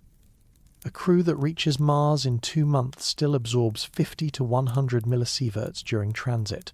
Time on the Martian surface adds more exposure at rates of roughly 20 millisieverts per month. The return trip adds still more. Career limits are approached or exceeded, even with dramatically faster travel times, if surface stays extend beyond a few weeks. And propulsion improvements have their own massive engineering challenges, independent of radiation considerations.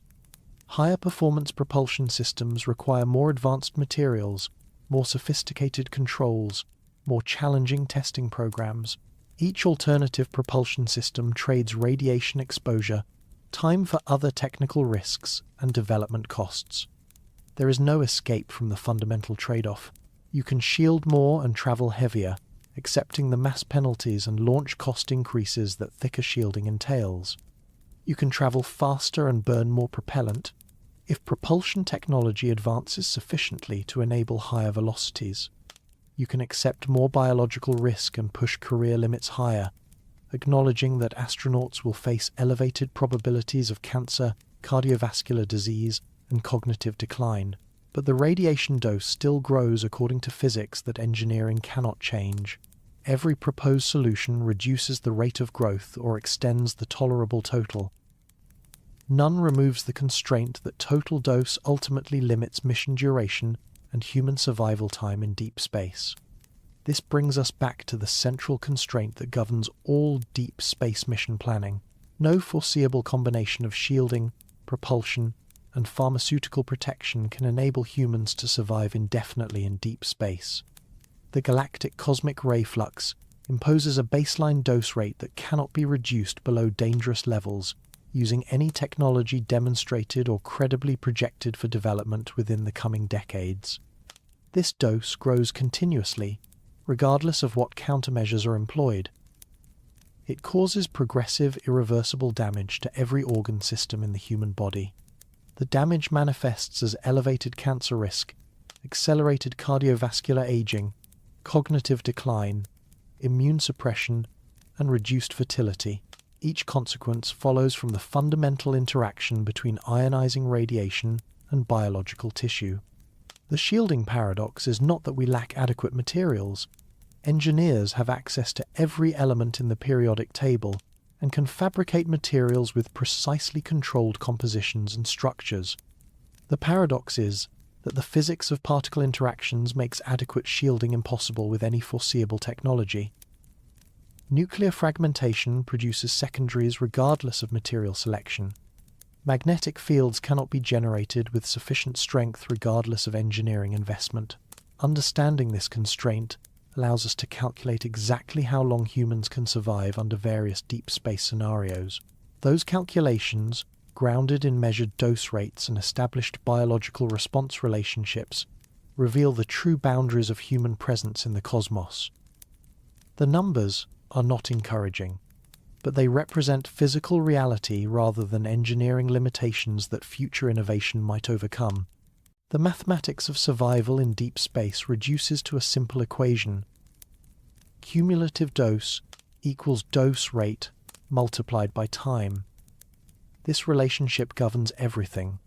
Mission duration is limited by how quickly accumulated dose approaches the threshold, where consequences become unacceptable. Every scenario, every destination, every proposed technology must be evaluated against this fundamental constraint. The equation contains no loopholes. It offers no exceptions for human ambition or technological cleverness. It simply describes how radiation exposure accumulates in biological tissue, regardless of what countermeasures are employed or what dreams motivate the journey. Let us apply this equation systematically to every destination humans have proposed visiting or settling. The results will illuminate the true boundaries of human presence in the cosmos. Begin with the Moon, the nearest deep space destination and the only extraterrestrial body humans have ever walked upon. The lunar surface lies beyond Earth's magnetic field. The magnetosphere's protective influence ends roughly 60,000 kilometers from Earth, and the Moon orbits at an average distance of 384,000 kilometers. Astronauts on the lunar surface receive the full galactic cosmic ray flux, modulated only by solar activity and whatever shielding their habitat provides. Surface dose rates on the Moon average approximately 380 millisieverts per year. This figure comes from measurements made by instruments aboard lunar orbiters and surface missions, cross-checked against theoretical calculations of cosmic ray flux at Earth's orbital distance. The actual rate varies significantly depending on solar cycle phase, ranging from roughly 300 millisieverts during solar maximum to nearly 500 millisieverts during solar minimum. The lunar surface provides one significant advantage over free space. The Moon itself blocks radiation from below, reducing exposure by roughly half compared to an astronaut floating in interplanetary space with radiation arriving from all directions. This geometric shielding is automatic and requires no engineering effort. It represents the minimum protection any lunar surface mission would provide. With modest additional shielding from regolith covering or habitat materials, dose rates might decrease further to 250 to 300 millisieverts per year. Burying habitats under several meters of lunar soil would provide more substantial protection, potentially reducing doses to 150 to 200 millisieverts annually. Such construction would require significant excavation capability, but uses only locally available materials. Under the most optimistic shielding conditions achievable with near-term technology, astronauts could remain on the lunar surface for roughly 3 to 4 years before reaching NASA career exposure limits. More realistically, with modest surface habitats providing limited shielding, career limits would be reached in 2 to 3 years of continuous occupancy. Solar particle events would require shelter throughout any extended lunar stay. The warning time for solar events, typically 15 minutes to several hours, would allow crews to reach protected areas before the particle flux arrives. Storm shelters with heavy shielding could reduce event exposure to manageable levels, but the cumulative dose from galactic cosmic rays, which cannot be sheltered against effectively, determines the ultimate time limit regardless of how well crews weather individual storms. This analysis suggests that permanent lunar bases are not impossible with current understanding of radiation, biology, and protection technology. They are achievable within certain constraints. The constraints are severe. No individual could spend decades on the Moon without exceeding safe radiation exposure by large margins.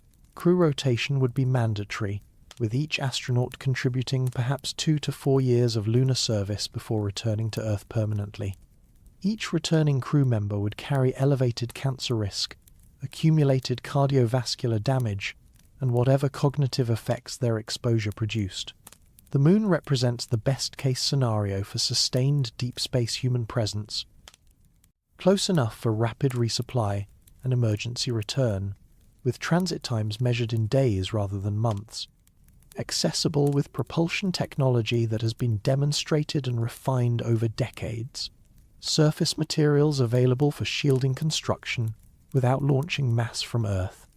A destination where humans have already proven they can survive, at least briefly, and still, cumulative radiation limits occupancy to years rather than lifetimes. The Moon is reachable. It is not permanently habitable in the sense that Earth is habitable. Human presence there will always be temporary, constrained by the ticking clock of accumulated dose. Mars presents a more challenging scenario that illustrates how the cumulative dose equation scales with distance and transit time.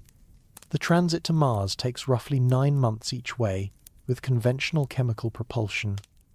The precise duration depends on launch window selection, trajectory optimization, and propulsion system performance, but 7 to 9 months represents a reasonable planning figure for the technology currently available or under development. During this transit period, astronauts are fully exposed to the interplanetary radiation environment. Unlike the lunar surface, where the destination body provides geometric shielding from below, interplanetary space offers radiation exposure from all directions simultaneously. No planetary body provides partial shielding during transit. No emergency return is possible once the spacecraft commits to its trajectory. The radiation dose accumulates continuously with no possibility of mitigation beyond whatever shielding the spacecraft provides. Transit dose alone, averaging the galactic cosmic ray exposure over 18 months of deep space travel for a round-trip mission, amounts to 300 to 900 millisieverts, depending on solar conditions and shielding effectiveness. This estimate comes from measurements made by the Radiation Assessment Detector aboard the Mars Science Laboratory during its cruise to Mars in 2011 and 2012, extrapolated to longer durations and varying solar conditions. The range is wide because solar cycle timing dramatically affects cosmic ray flux. A mission launched during solar maximum would experience lower galactic cosmic ray intensity, but higher solar particle event risk. A mission launched during solar minimum would face the opposite trade-off. Neither timing offers a clearly superior option from a total dose perspective. This transit dose alone represents roughly 25 to 65% of career limits before astronauts even arrive at their destination. They have not yet begun surface operations. They have not yet contributed to mission science objectives. They have simply traveled through space, accumulating dose with every passing hour, approaching limits that will constrain everything they do afterward. The Martian surface offers less protection than Earth, but substantially more than open space. The thin Martian atmosphere, though less than 1% as dense as Earth's atmosphere, blocks some radiation through interactions with atmospheric molecules. The planet itself provides hemispherical shielding, just as the Moon does. Surface dose rates on Mars are approximately 230 to 270 millisieverts per year, roughly half the free space rate but still enormously elevated compared to Earth's surface. Measurements from the Curiosity rover's radiation detector confirm these estimates and reveal the daily and seasonal variations in surface radiation environment. A minimal Mars mission with 30 days of surface operations following 9 months outbound transit would accumulate roughly 300 to 750 millisieverts total before the return journey even begins. Add another 9 months of transit exposure for the return, and total mission dose reaches 450 to 1,100 millisieverts. This approaches or exceeds career limits for many crew members. It means the first humans on Mars will almost certainly never return to deep space. Their single mission will consume their entire lifetime radiation allowance, and then some. They will return to Earth as radiation casualties who successfully completed their mission but paid a permanent biological price for the accomplishment. Extended Mars surface stays of 1 to 2 years, which mission architectures typically require for favorable orbital mechanics and meaningful scientific productivity, push cumulative doses still higher. 18 months of transit exposure plus 18 months of surface exposure yields total doses of 500 to 1,200 millisieverts. These missions exhaust or exceed career limits for all crew members regardless of age or sex. Every astronaut who completes an extended Mars surface mission will have accumulated radiation exposure, approaching or exceeding the threshold NASA considers acceptable for an entire career. None will have margin remaining for subsequent missions. All will face elevated health risks for the remainder of their lives. Mars colonization, the permanent settlement of humans on another planet that visionaries have advocated for decades, requires accepting radiation exposure far beyond any current safety standard. Colonists would not be visiting Mars and returning. They would be living there indefinitely, accumulating dose year after year without respite. Under the best achievable shielding conditions, colonists would still accumulate 150 to 250 millisieverts annually throughout their lives on Mars. Over a 30-year period, this amounts to 4,500 to 7,500 millisieverts of cumulative exposure.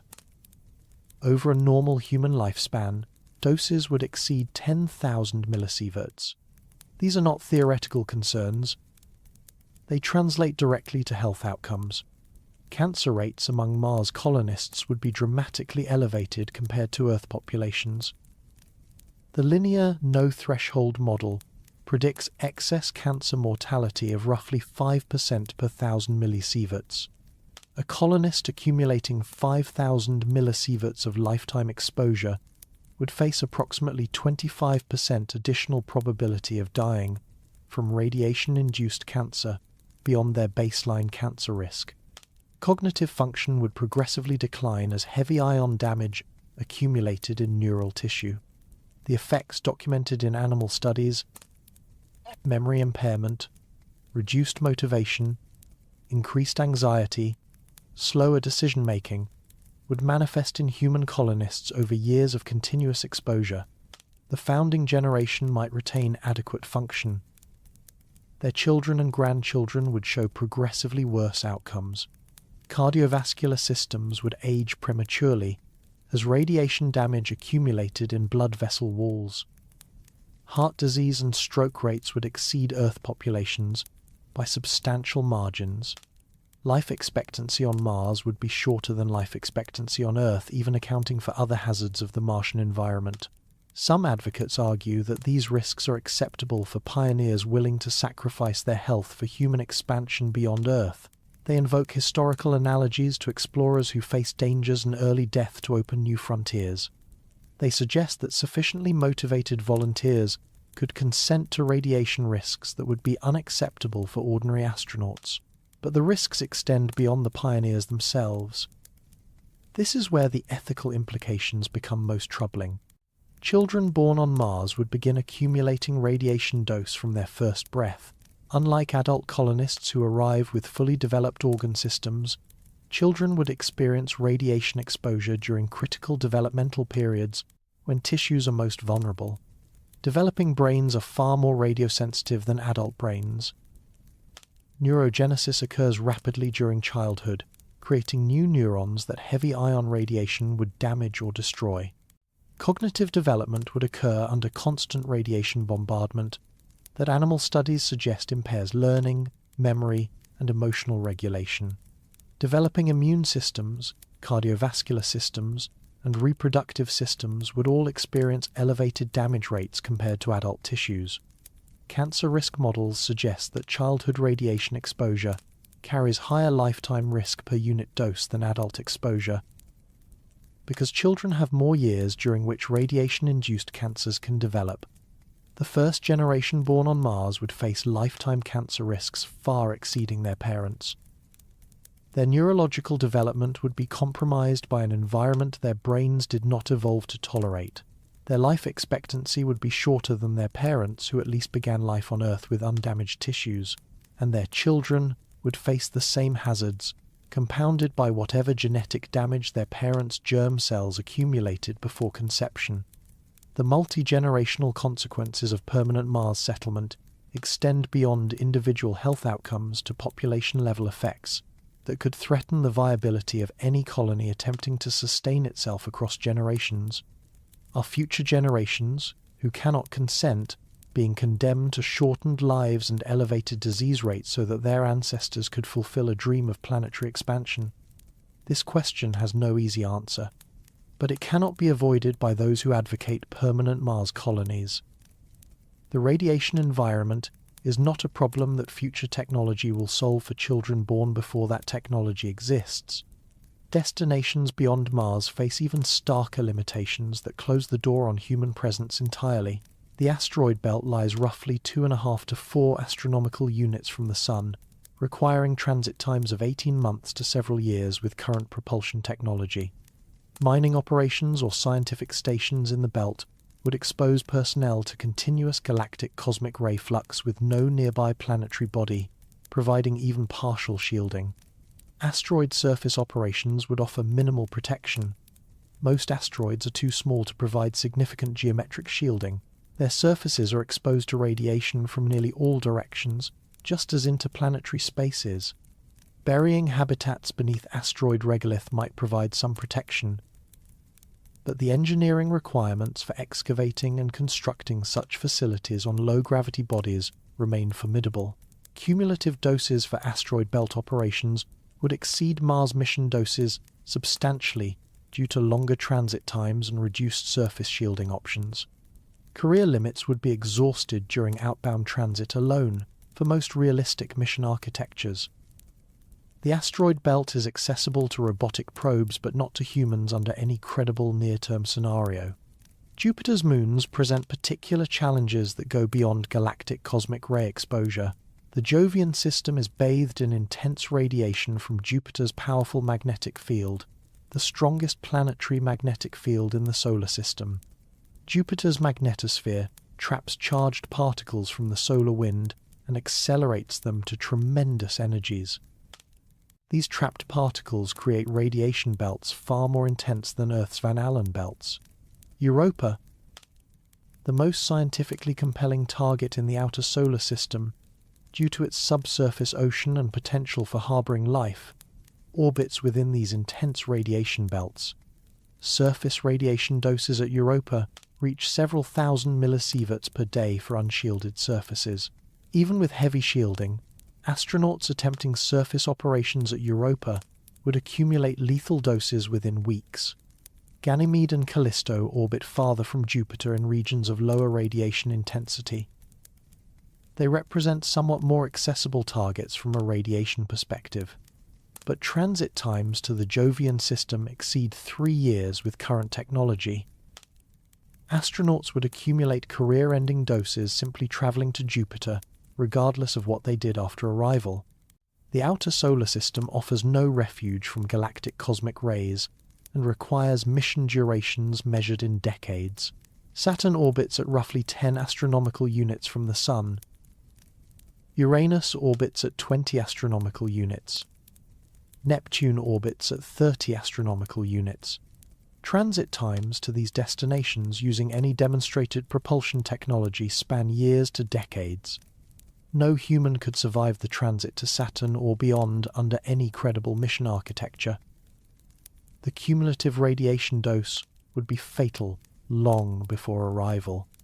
A 10-year transit to Saturn would deliver roughly 4,000 to 9,000 millisieverts, depending on shielding effectiveness.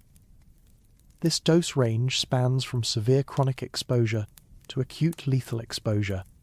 Astronauts would either die during the journey or arrive so radiation damaged that meaningful operations would be impossible. The outer solar system will remain the exclusive domain of robotic probes for the foreseeable future and likely forever. Machines do not accumulate biological damage. They can be hardened against radiation effects through redundant systems and radiation-tolerant components. They can operate for decades in environments that would kill humans within months. Interstellar travel represents the ultimate collision between human ambition and physical reality. The nearest star system, Proxima Centauri, lies 4.25 light-years away.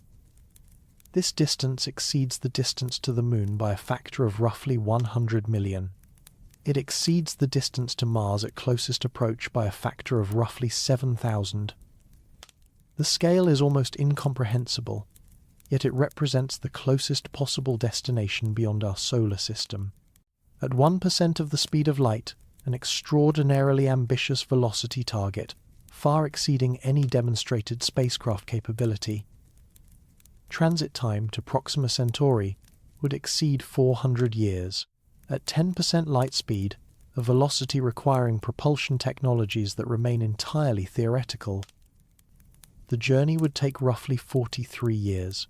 43 years of deep space radiation exposure would deliver roughly 16,000 to 36,000 millisieverts, even with optimal shielding.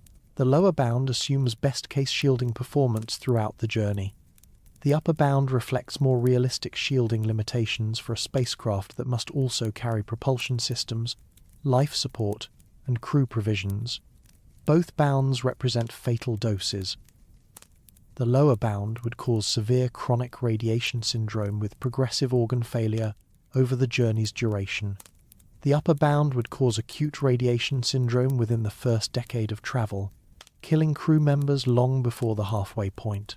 No human crew could survive interstellar transit at any velocity achievable with foreseeable propulsion technology. The cumulative radiation dose would be fatal regardless of shielding, regardless of medical intervention, regardless of crew selection or mission design. The physics simply does not permit human survival across interstellar distances. Generational ships, often proposed in science fiction as a solution to the interstellar transit time problem, face the same constraint multiplied across multiple human lifetimes. The concept envisions a self-sustaining spacecraft carrying a population large enough to maintain genetic diversity across generations. Children would be born aboard the ship. They would grow up, reproduce, and die during the journey.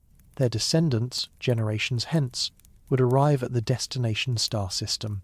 Each generation would inherit the accumulated genetic damage of their parents and add their own lifetime exposure to the tally. Mutations in germ cells would be passed to offspring. Chromosomal abnormalities would compound across generations. The ship population would experience progressively shorter lifespans as accumulated genetic damage degraded biological function. Cancer rates would climb with each generation as tumor suppressor genes accumulated mutations faster than selection could remove them from the population.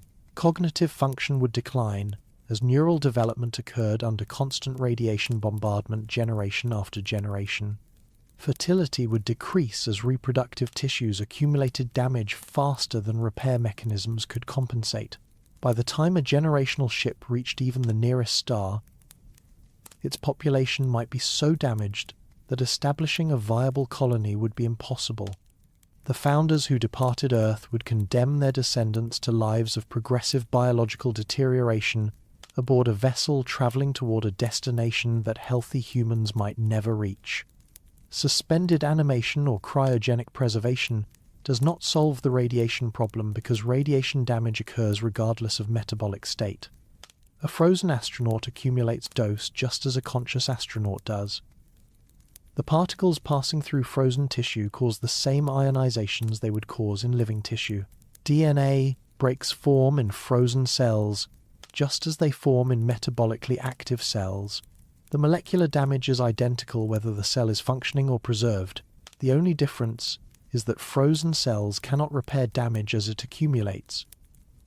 Living cells continuously scan their DNA for breaks and attempt repairs. Frozen cells do nothing. They simply accumulate damage in a static state.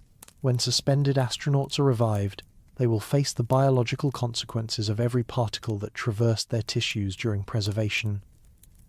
Their DNA will contain breaks that accumulated over decades. Their cells will bear the marks of countless ionization events. The damage that living astronauts would have partially repaired as it occurred will instead be presented to repair mechanisms all at once upon revival. The repair systems will be overwhelmed. Cells will die or malfunction. Tissues will fail. The revived astronaut will face immediate health crises from damage that accumulated while they slept through decades of transit.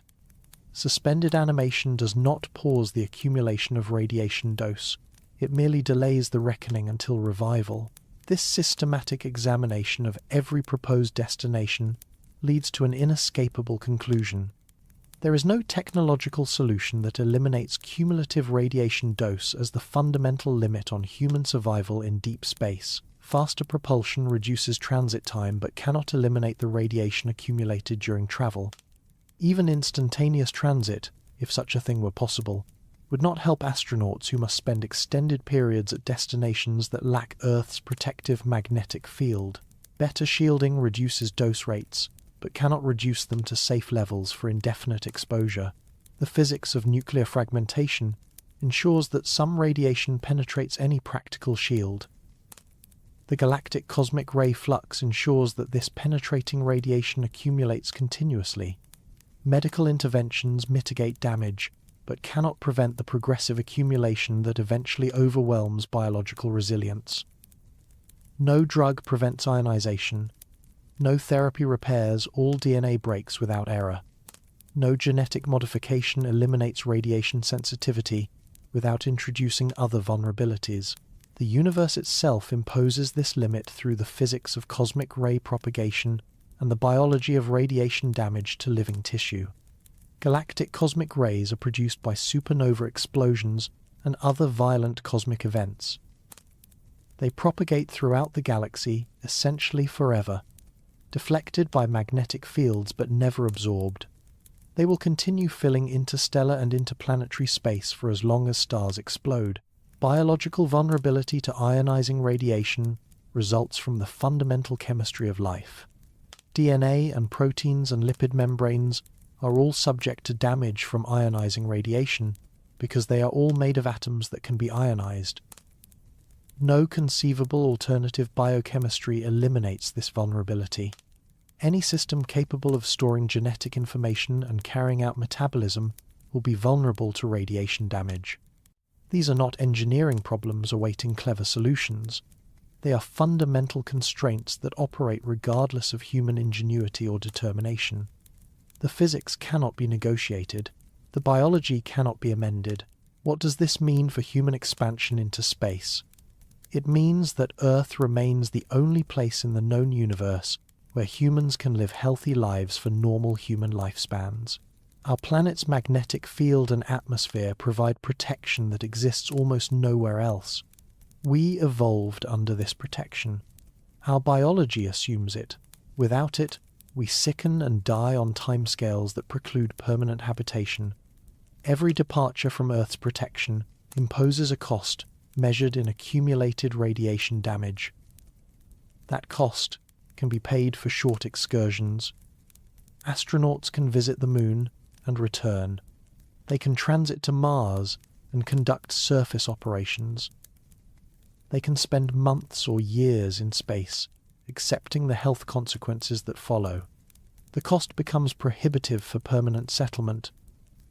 Families cannot thrive across generations under radiation exposure rates hundreds of times higher than Earth's surface.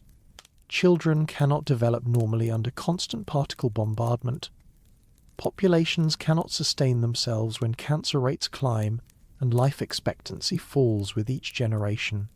The dream of humanity spreading across the cosmos, colonizing distant worlds, building civilizations among the stars, collides with the hard wall of cumulative radiation exposure. The dream is beautiful. It has motivated generations of scientists and engineers and explorers. It has inspired literature and art and philosophical reflection on humanity's place in the universe. But dreams do not change physics. Ambition does not repair DNA. Determination does not deflect cosmic rays. We can visit other worlds. We have done so and will do so again. We can send explorers who accept shortened lives and elevated disease risk for the privilege of standing on alien soil. We can learn about the universe through their sacrifice.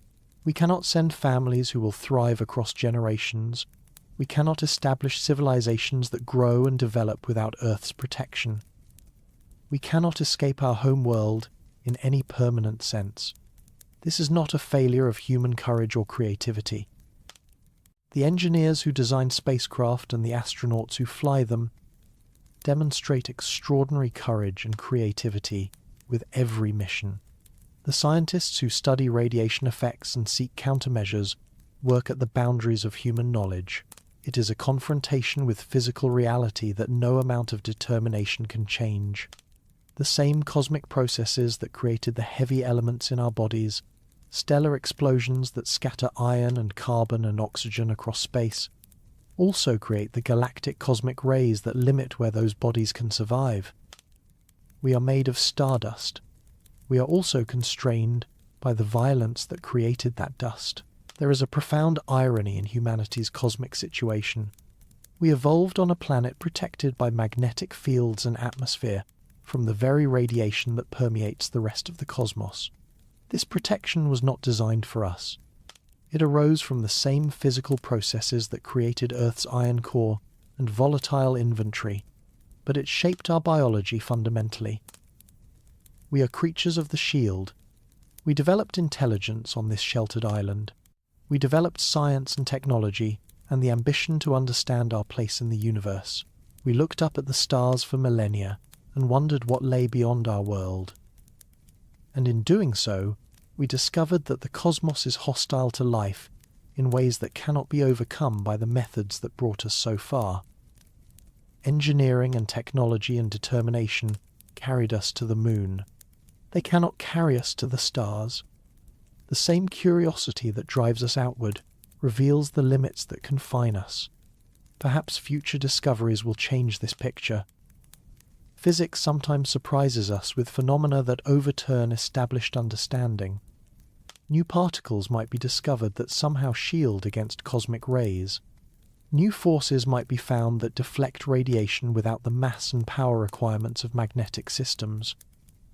New technologies might emerge that address the radiation barrier in ways we cannot currently imagine. Science has been wrong before about what is possible.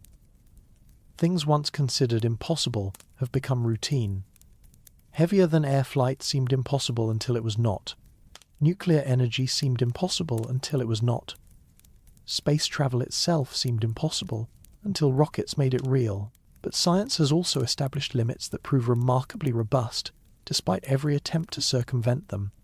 The speed of light has remained absolute for over a century, despite persistent efforts to find loopholes. Every proposed mechanism for faster-than-light travel either violates known physics or requires exotic matter that probably does not exist. Thermodynamics has constrained engineering since the 19th century, regardless of creative approaches. Perpetual motion machines remain impossible. Heat cannot flow spontaneously from cold to hot. Entropy increases regardless of human wishes. The constraints stand. Some barriers are fundamental features of reality, rather than temporary obstacles awaiting technological solutions. They emerge from the basic nature of matter and energy, and the laws that govern their interactions. They will not yield to engineering because they are not engineering problems. Cumulative radiation dose may be such a barrier. The physics that creates cosmic rays arises from stellar evolution and supernova explosions, processes that will continue as long as stars exist. The biology that makes us vulnerable to radiation arises from the chemistry of life itself, from the way genetic information is stored and processed at the molecular level. These are not incidental features of our universe that future technology might address. They are fundamental aspects of how matter and energy and information behave. Changing them would require changing the basic nature of reality. For now, and perhaps forever, humans are children of Earth. We can venture out, briefly, at great cost, accepting the health consequences that our biology imposes. We can send our machines far further than we can go ourselves, exploring the solar system and beyond through robotic proxies that do not accumulate biological damage. We can learn about the universe from the safety of our planetary cradle. We can observe distant galaxies through telescopes. We can analyze samples returned by robotic spacecraft. We can study the cosmic microwave background and deduce conditions at the beginning of time. We can know the universe, even if we cannot inhabit it. But the universe beyond our magnetic shield will not welcome permanent human habitation. The ceaseless rain of cosmic particles does not care about human dreams. It does not respect human ambition or reward human determination. It simply exists, permeating all of deep space, accumulating in every human body that ventures beyond Earth's protection, determining through patient physics how long each of us can survive in the cosmic wilderness. The answer to how long a human could survive in deep space is measured not in possibilities, but in millisieverts. Each destination has its dose rate, determined by distance from the Sun and available shielding. Each mission has its duration, determined by propulsion capability and scientific objectives. Multiply them together, and you get the accumulated damage that sets the hard limit. For the Moon, a few years of continuous occupation before career limits are reached. For Mars transit, months that consume significant fractions of lifetime radiation allowances. For Mars settlement, a lifetime of elevated risk and premature decline that may not be sustainable across generations. For the outer solar system, nothing achievable with human crews. For the stars, nothing at all. This is not the ending humanity wanted for its cosmic story. We imagined ourselves spreading across the galaxy, building civilizations on distant worlds, eventually perhaps filling the universe with human presence and human consciousness. That vision has inspired and motivated for generations. But it may be the ending physics demands. The universe is vast and ancient and utterly indifferent to human preferences. Within it, we occupy one fragile world where conditions happen to permit our existence. Beyond that world lies beauty we can observe, knowledge we can gather, and radiation that will kill us if we stay too long. The hard limit is cumulative radiation dose. It determines mission durations and destination accessibility. It constrains settlement possibilities and generational futures. It defines the boundary between what humans can achieve in space and what remains forever beyond our reach. Everything else is commentary.